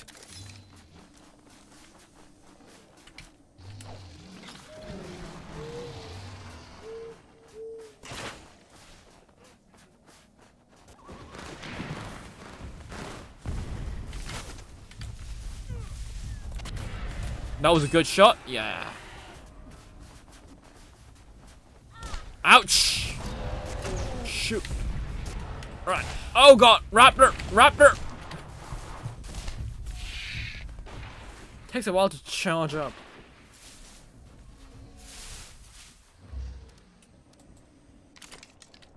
Oh, that's it. Hey, I got 6 kills, 6 deaths. Right, at least I wasn't a nuisance. Okay, get 10 kills using a stomp. How the hell does someone do that unironically? Like, maybe 3 kills, but 10? A snow utility base, okay. It's one of my more favorable maps. We'll play this round, I think this map, and then we'll wrap it up, right?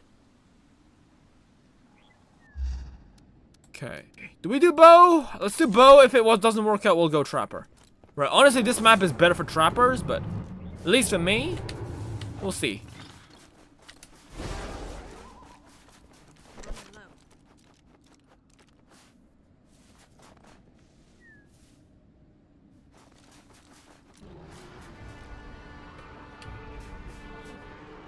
Come here! Dang it. I know that someone's gonna rush past. How did I miss that? There we go.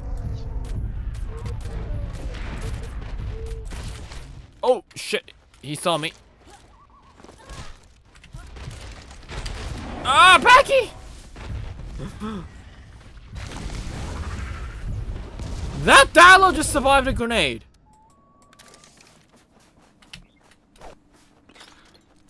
Jeez.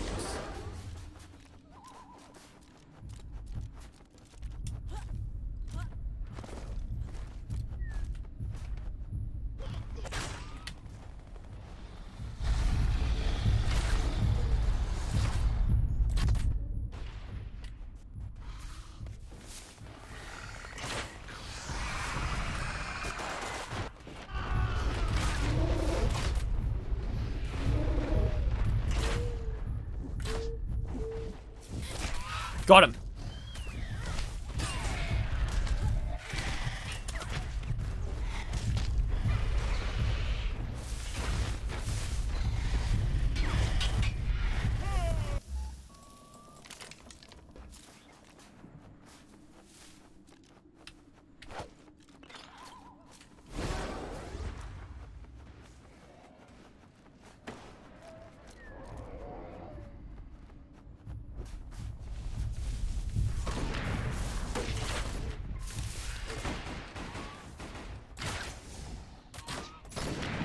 Nice.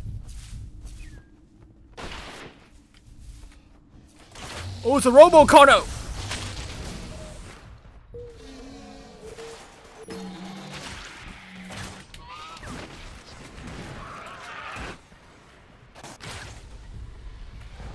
Come here. I know you're gonna peek out.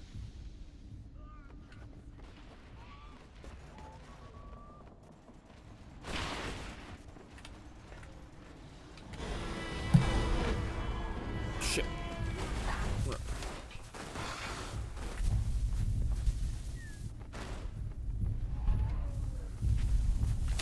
There we go.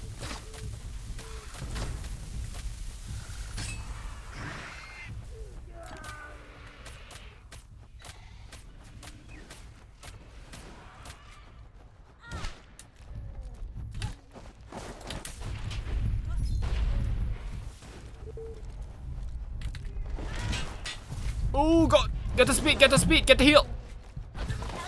Oh! Yeah! Survive! Survive! Go! Go! Go!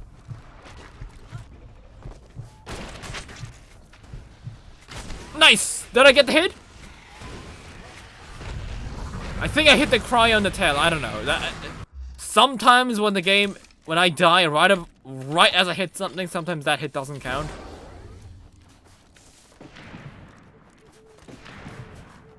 I got the hit marker, but no numbers, so I guess that didn't count.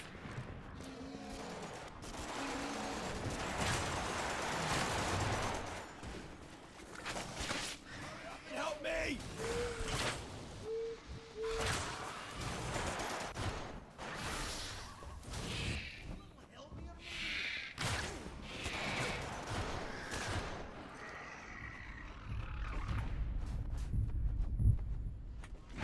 I'm best on open ground with the bow, like over here. But it's flat. Oh shoot! That can't be good when this is happening though.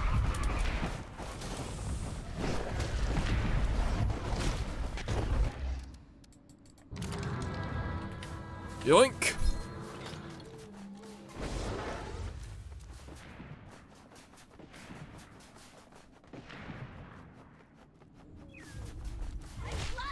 Oh, come on. There we go. Ah! Oh, he knows how to get rid of bleed. Sometimes the dinosaurs just run around and get themselves killed, but that guy actually crouched while he was bleeding. Well, if you guys did not know, if you get hit by an arrow and stop bleeding, crouch. The moment you crouch, your bleed becomes significantly more durable. More bearable.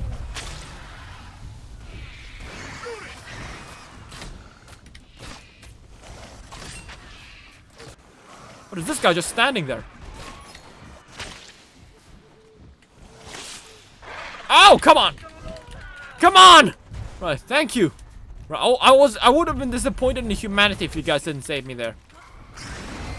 Haha! Shit!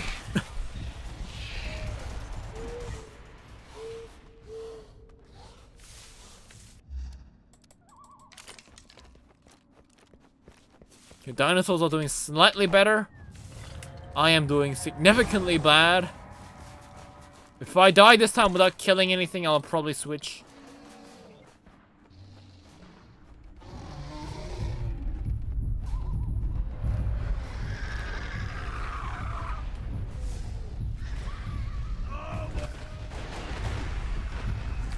Oh, come on! Come on! Thank you.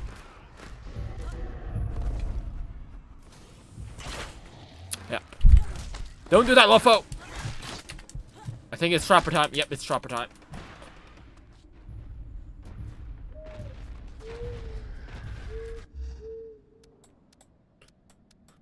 Alright. I've had enough.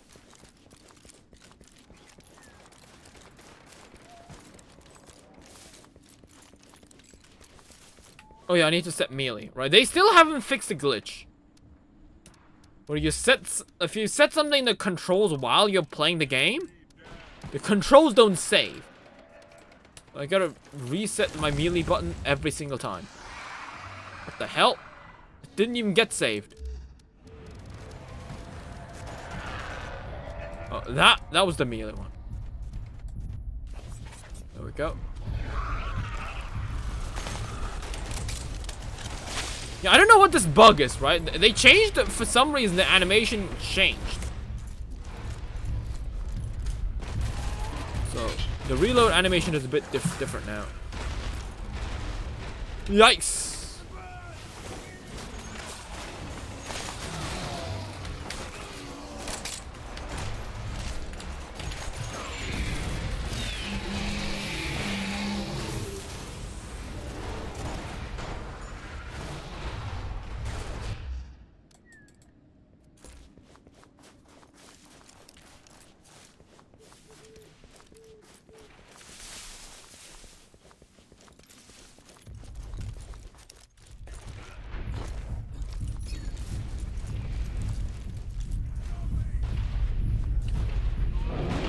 See, I don't know why I keep doing this when I'm supposed to be reloading. At least the gun does get reloaded. It's just that I don't see it. I don't know why this keeps happening. Oh, I think I know why. Yeah, now I'm reloading because right. Okay, I think I know the reason why this bug keeps happening. Yeah, I think I know. Essentially, what happens is that once you reload your gun, if you have max ammo while reloading the gun, it plays this animation, right? But this animation, like, if I only have like, even if I have one gun that has full ammo, it will play the animation. Which kind of sucks because the reload animation is shorter than the animation that plays than this animation, so. I don't know. I can't shoot while I'm doing that. Even if I'm just reloading my gun. Oh yeah, I can shoot. I don't know how that works, but yes, I can shoot while doing this. I don't know how, but that works.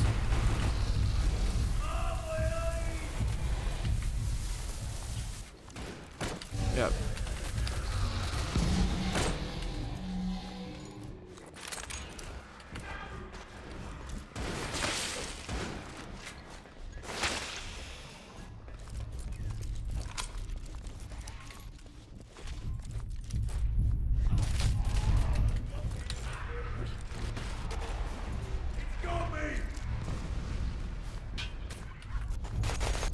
Oh, nice, got him. See, trapper is the way. Oh, no, maybe not. Honestly, even the sniper would have struggled there.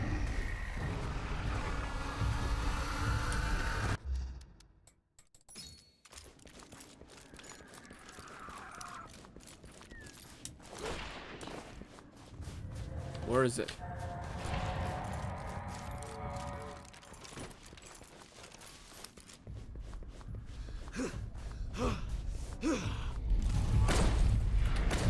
Come here. How the hell?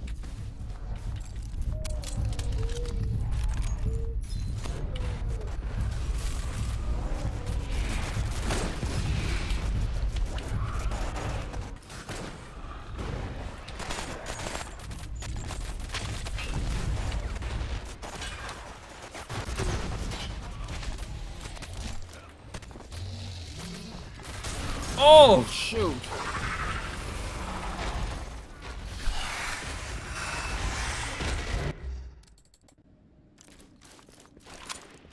Okay, let's go.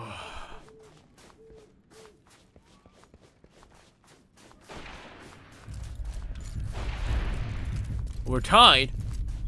We just might win.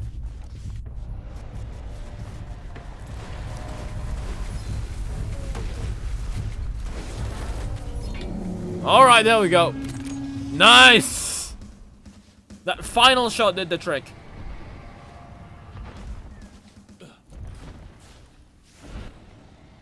Because tyrants, if they die, that counts as 2 kills. Yeah, that extra number, that 1 kill did the trick. Okay, now I'm gonna be the dino. Right. So, one of my managers actually gave me this. So yeah, he gave me this Gallus Dalo mutation, which is a mutation that I really wanted for a long time. So yeah, I guess today we'll be goofing around with the Gallus Dalo. God damn it! You just had to ruin the fun, guys, huh?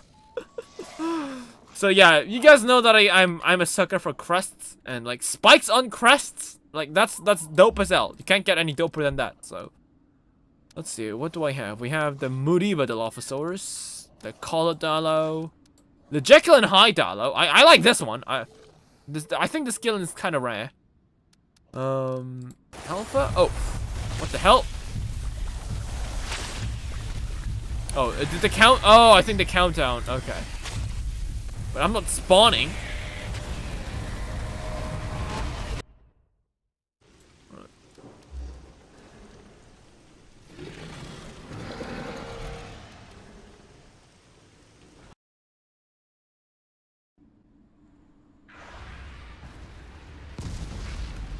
Oh, now I'm a human now? Ugh, whatever. A Monsanto 3? Oh, what is Monsanto 3? Oh, you want me to play Monsanto 3? I've never played that game, actually. How's the game like? Do they have monobolos in Monsanto 3?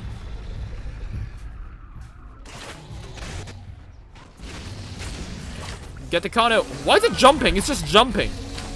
What? Oh! Oh my god, no one is saving me! Wow, the audacity, guys! Seriously? There was no one in sight. Like, you guys were all right in front of me. No one helped me.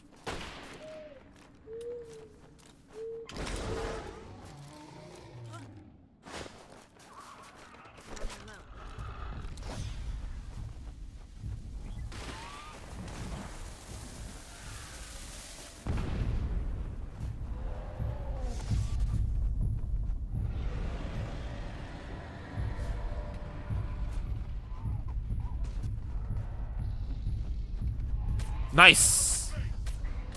Is that a kill? I don't know.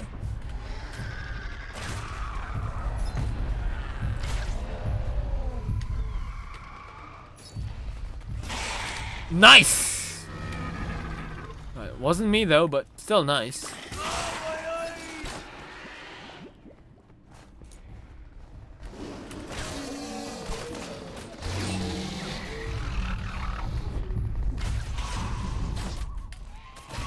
That's my kill. Sorry, buddy. A man's gotta live too, you know. Can't take all the kills. Shit. Should have put some spike traps there.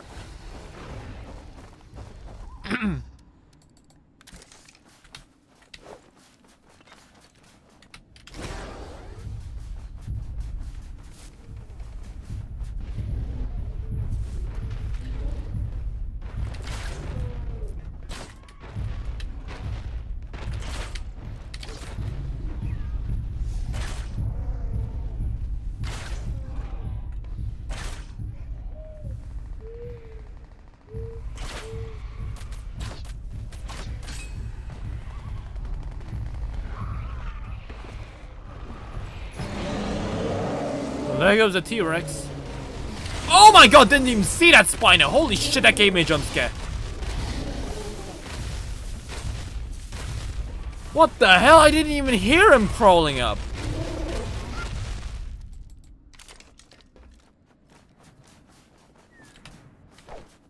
I gotta replay that. Was there a stomping sound that I was too ignorant to hear? I'm pretty sure there was no stomping sound. Because the Rex died, so if there was a stomping sound, I probably would have evacuated. No, you don't, lol.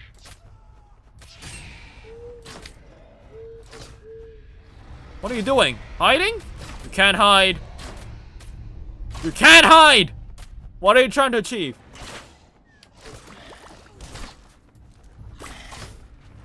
Oh, shit!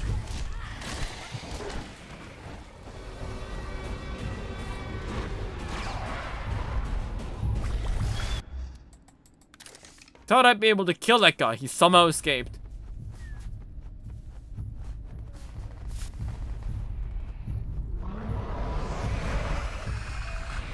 Where's Ovi? I see you, Ovi. Come here. Oh yeah, I'm not the spike trap. I forgot. I'm not the trapper right now.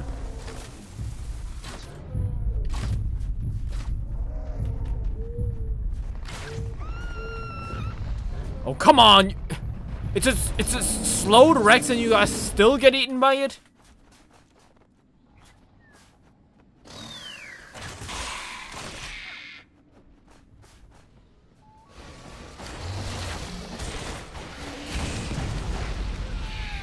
Help me!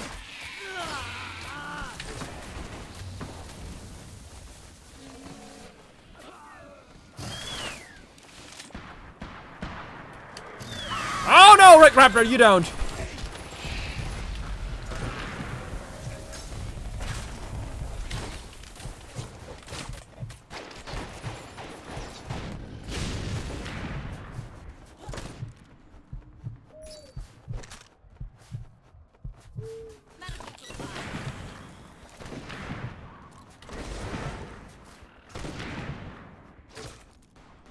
What's that Spino doing? The hitbox is really... Is it... Is it stuck in a tree? Okay. Well then.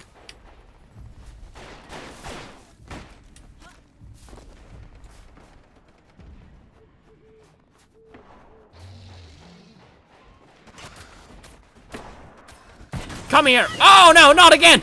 No!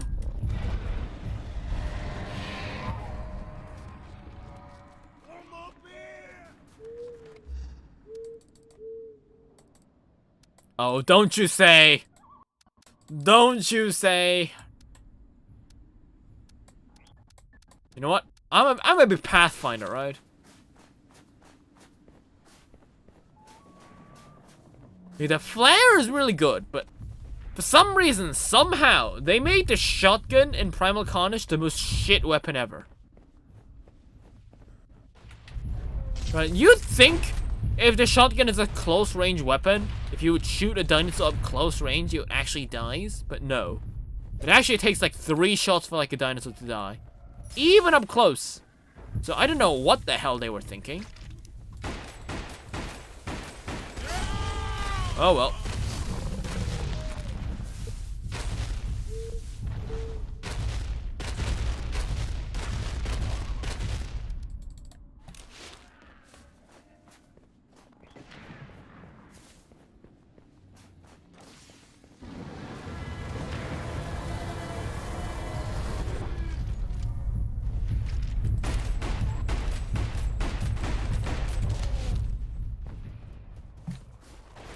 See? That should have killed it.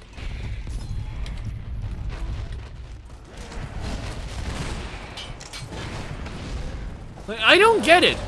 Right? It's you can't even shoot the shotgun up close. You have to be up close. That is stupid.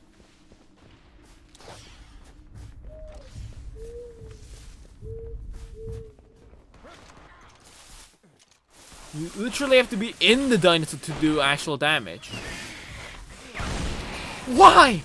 How? I think that dinosaur died right before I shot him, so I think that's why. Okay, there's a Dalo. There we go. Jesus Christ.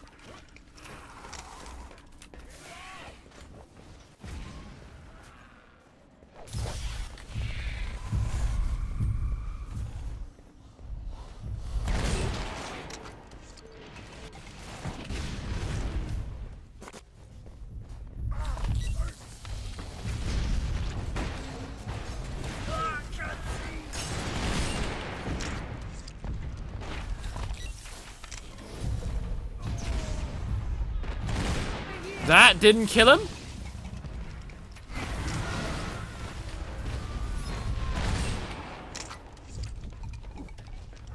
Oh! Oh, I deserve that.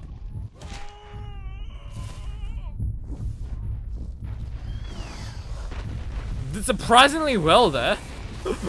There were a couple of shots I was sure the dino wouldn't die, but actually died. Maybe they changed the way the shotgun works.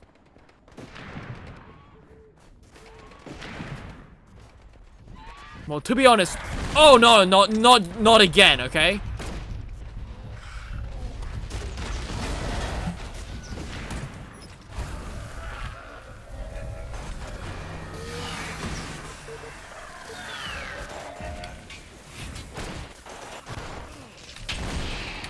Right up close, 39 damage, yep.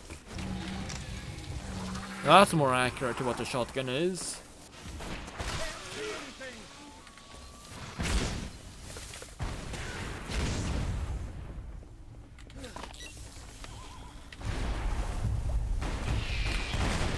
How? Why are you not dead?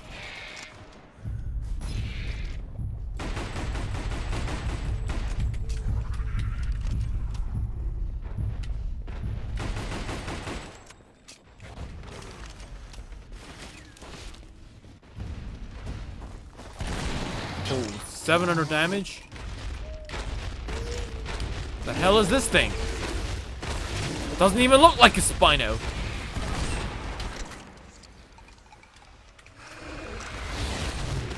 Oh shit! Right.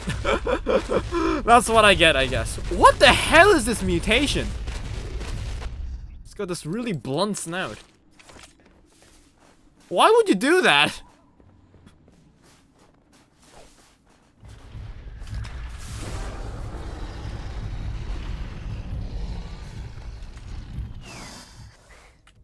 Aww.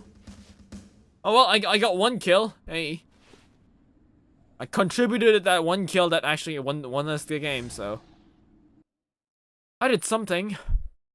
They really gotta fix this when a screen flashes.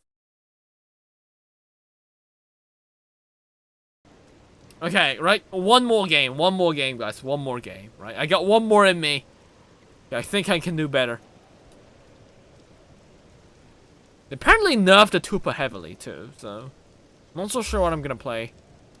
Oh yeah, I said we were gonna be playing as this guy, right? Let's see. Let's go with this guy, actually. I like the red crests, right? Red horned crests. Right. Also, kind of looks like the Durango Dilophosaurus, right? From Durango Wildlands. What? That just looks ridiculous. I love it. It's like an Alioramas thing? Okay.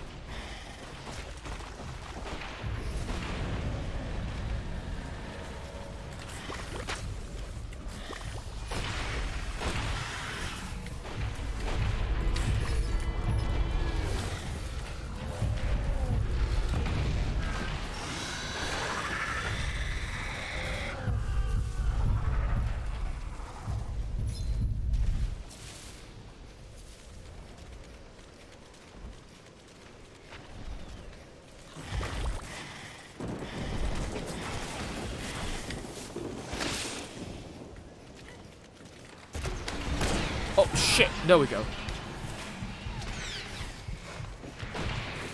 Hide, hide, hide. Oh no! He was right in front of me. That was stupid. Didn't even realize him. Okay. The moment I said hide, I knew. Oh shit.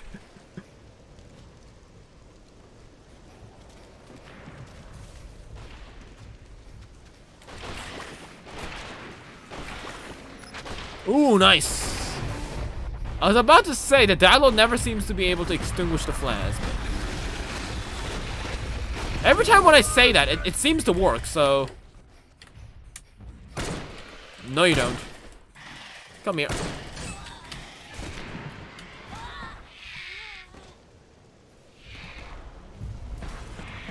Two for two? Right, not bad. Yeah, that's the thing with, like, the volcanic skins, okay? Like, you are literally a glowing dude. Right? It's impossible to miss. Okay, I prefer these natural black colors. I feel like they're the hardest ones to see. They look nice, too. Go, go, go, go, go, go, go. Oh, shit. Too many humans. I'm gonna die. Maybe I'm not. I don't know. Just go. Yep. He got me with a double barrel? What the fuck? That should have dealt like 12 damage. I don't know how low my health was, but that was not something you'll be able to kill with a double barrel shotgun. That was just discriminating. Right. What? Oh, yeah. Sniper. Sure. Sniper, sure, why not?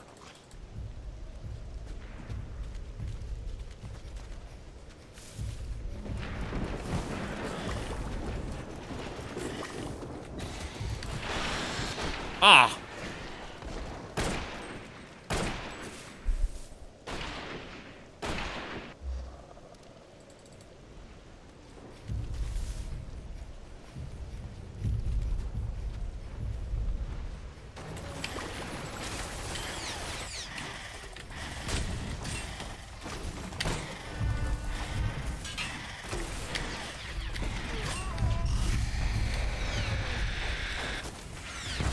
Ah, shit.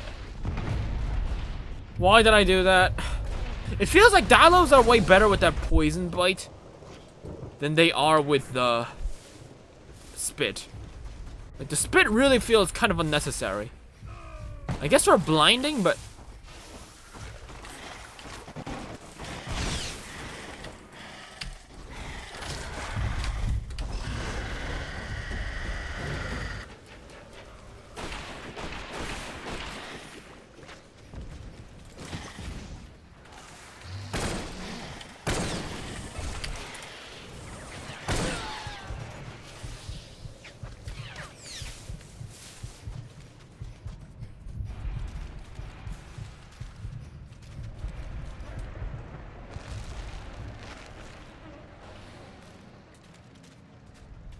Okay, 7 to 6? Okay.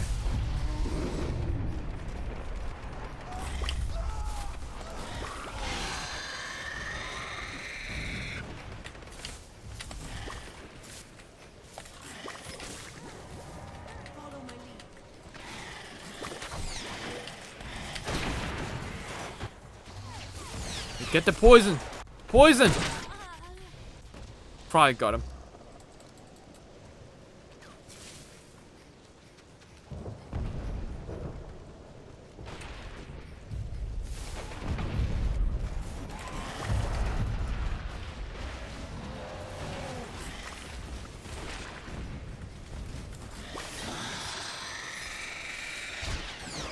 Oh, come on.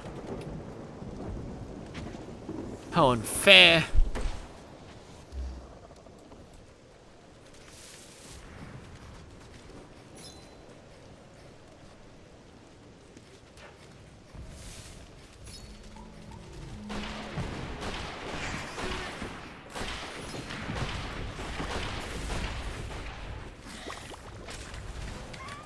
Come here. There's no way you're gonna get me up close, right?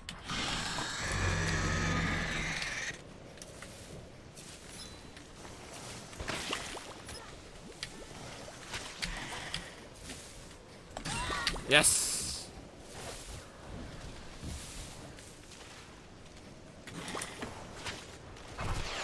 Oh god. Oh, yikes. Get down, get down. 12, 12. Go, go, go, go, go, go.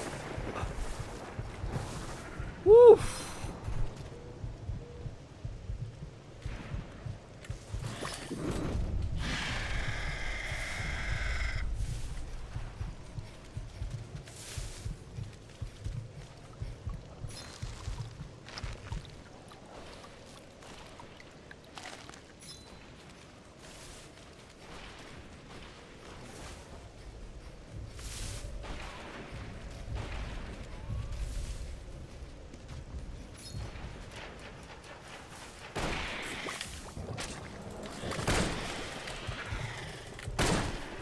How the hell do you get me up close?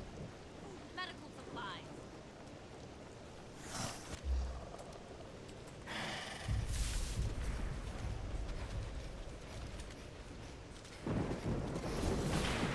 Okay, we're tied. We're winning by 1.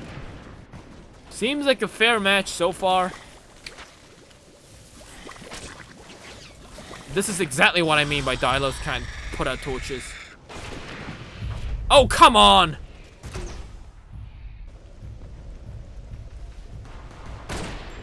Hello, Soldier Taco. How's it going? If you're here for me talking about the Paleontology conference I've attended, you should be able to see that by scooting up the stream a bit. Any chance of finding fossil in the Himalayas? The Himalayas, not on the top, but I know that there's aquatic fossils. There's like oceanic fossils. It depends on like what fossils you are looking for.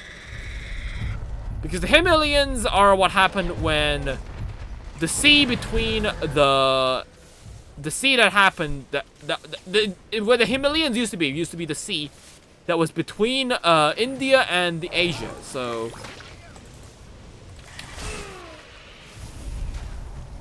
yeah, you can find ammonites, I think, but if you're looking for like dinosaurs, probably not.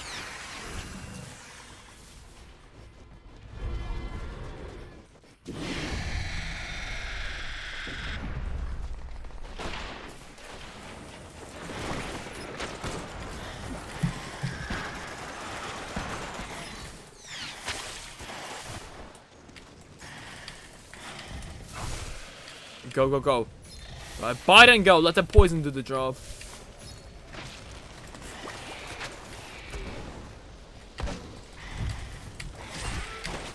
Oh, mine!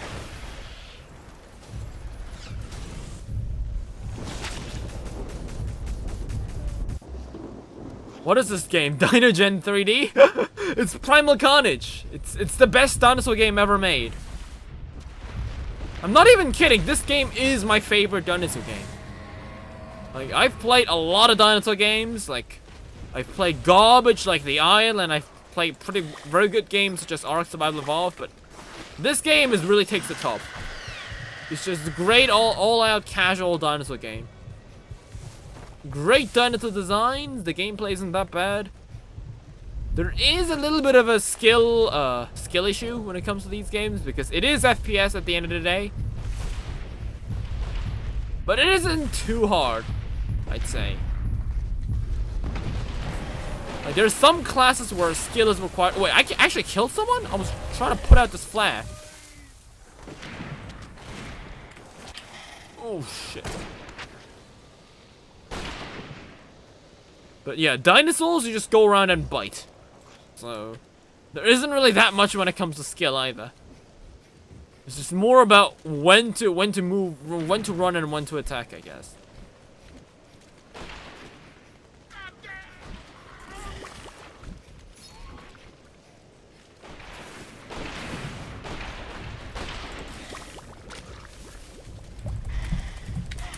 Oh shit, I knew that shotgun would have gotten me. Yeah, the more I talk about dinosaur games, I think I should be doing a series on me reviewing dinosaur games. You know, saying which games are good, which games are bad. Not from a gamer perspective, but from a dinosaur gamer perspective.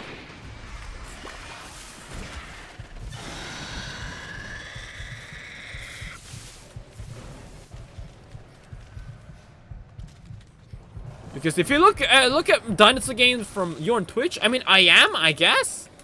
If you look up on Lopho Lee, I think that I should be multi-streaming to Twitch. Although, I prefer YouTube, so... yeah. Do with this info whatever you will. Come here! I got 2 less star. Well. A tier of dinosaur games. Yeah, old and new, Indian AAA. The thing is, I don't really play old dinosaur games, right? That's the thing. I'm very heavily biased against old dinosaur games because I haven't even played Dino Crisis. Because old games means bad graphics, means like it means games that look like shit usually aren't that fun to play. Like, I don't mean like in like stylized graphics, just graphics that are just plain out bad. There's a difference between those two. Right, Minecraft is stylized. Like, I'd say like Dino Crisis is bad. It's just aged. Like, it might have been good back in the 1990s, but I was born in the 2000s, so back when I was born, the game itself was pretty bad, so. And that's the thing, right? When I play retro games, it is really hard to get an audience. The only people that are gonna watch a retro game are people who played the game before. Most of the time. So it's harder to get an audience for retro games. Hence, I try to not to play retro games that much.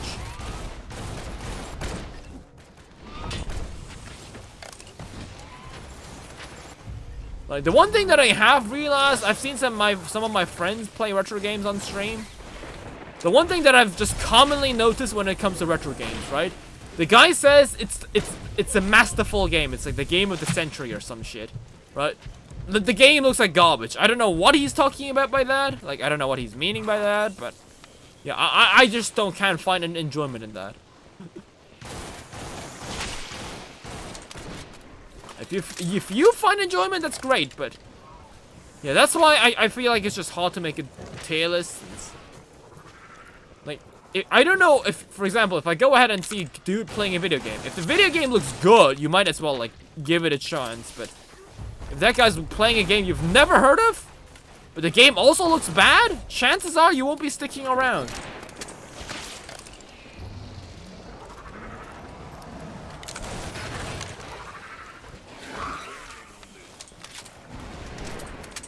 Redhead from Dino Crisis looking kind of fine.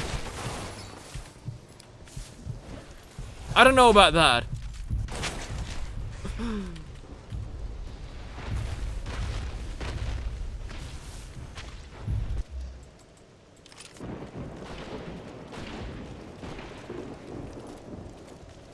But yes, I only play Dino, for example, I mean the best reason, like, you could definitely take a, like, just take a look at my Jurassic Park Operation Genesis playthroughs. Like people who only watch that game from a long time ago, they are the only ones watching it. They don't really go, like, new people don't really watch Jurassic Park Operation Genesis. Those 400 polygons kind of hard.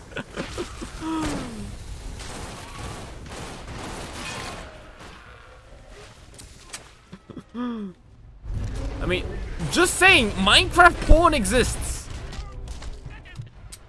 So, I mean, if that should tell you something about people and their relationship with polygons, but yeah. Just putting it out there.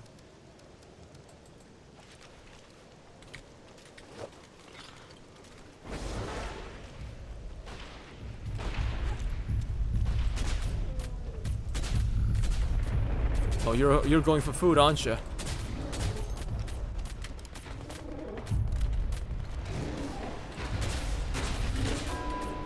Nice.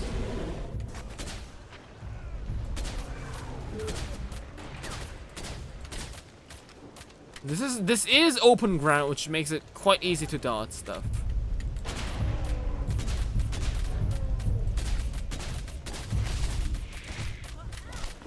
Go, go, go!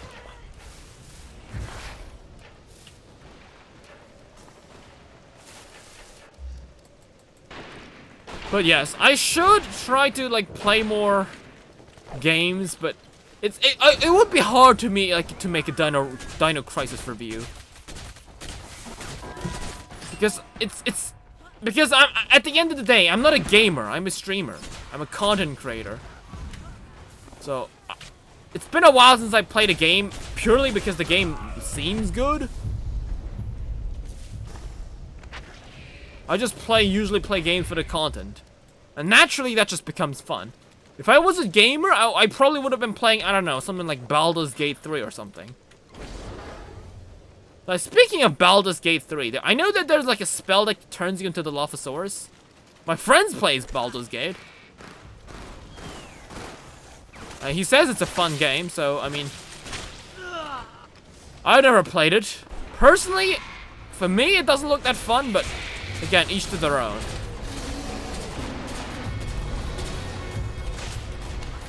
Have you guys played Baldur's Gate? Right, come here, die.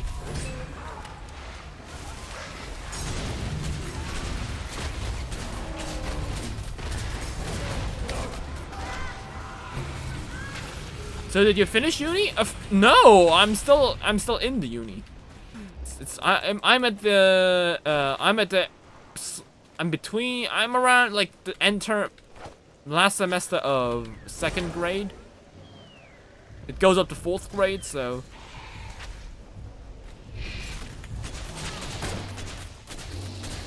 still a while. Oh damn. Holy shit, the tranq rifle is actually really good in this map.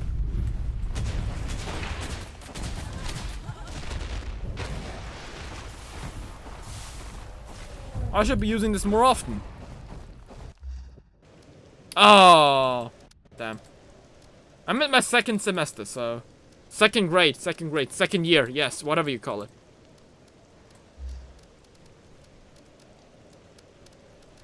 Do I have not? I'm pretty sure I have a, yes, I have a gift wrap poison rifle. Got hit by epilepsy, yeah. Come on, let me be the sniper. You know, English isn't my first language, so sometimes I just get confused. Right, can a sniper please die?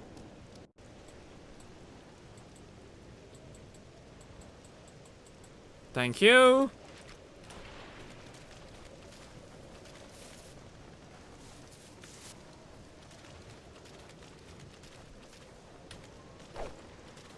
Yeah, I feel like it would be hard to do it to Dinosaur tier list, I'd say, because I'm a bit I am slightly biased from a content creator perspective.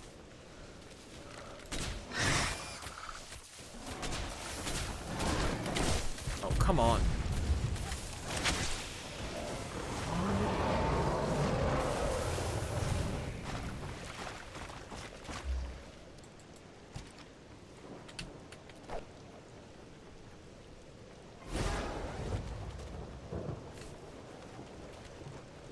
But I wouldn't do a tier list. I would probably do like separate reviews for games.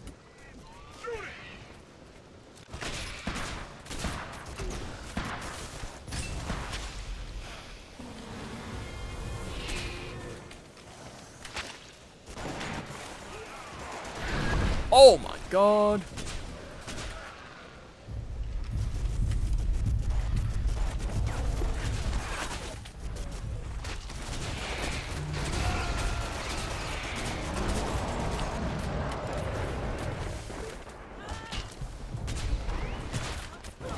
What? That guy didn't even hit me there.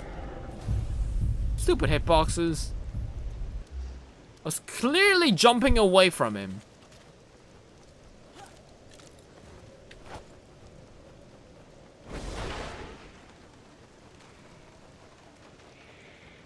Open ground.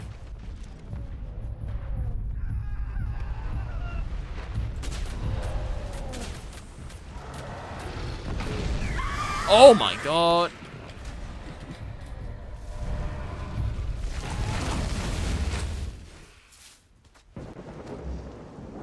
Right, you know what? Let's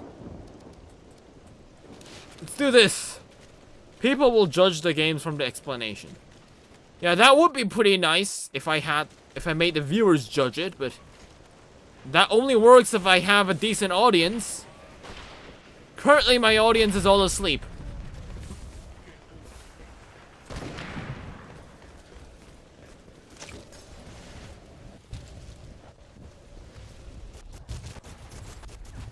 I feel like regardless of what I do, it's gonna be hard to do a tier list on dinosaur games. Like, I could do modern dinosaur games, but if I include all retro games, old and new, I feel like there would be some bias.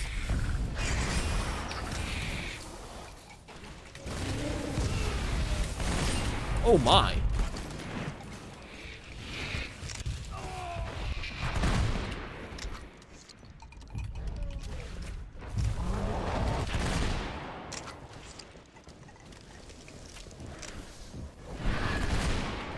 That should have killed him.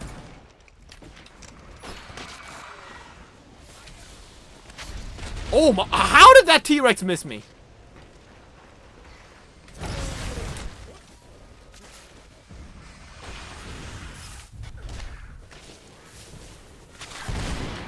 That should have killed him.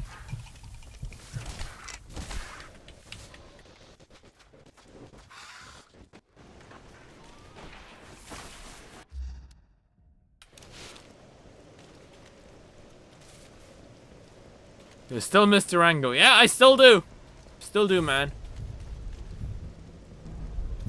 You found something like that? I mean, Ark is pretty much like that. If you want Durango Wildlands vibe, I guess RimWorld is also like that if you download a bunch of dinosaur mods. I should play RimWorld again.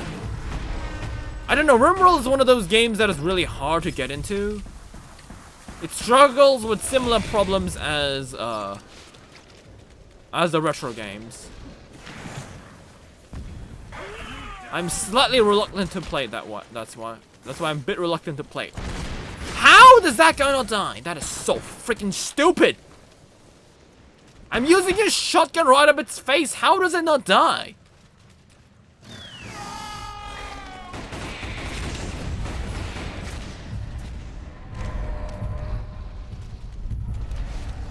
Play both? What do you think?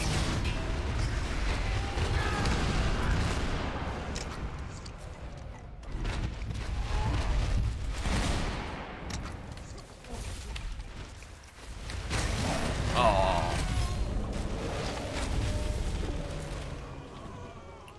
Well, there it is, with 11 kills and 11 deaths. I did equal.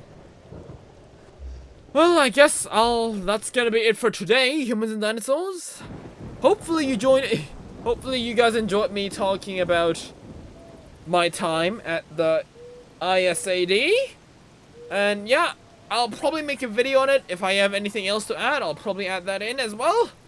And yes, if you haven't done this video, leave a like. If you haven't done, for subscribe. And until next time, may the Jurassic Spirit with you. Bye-bye.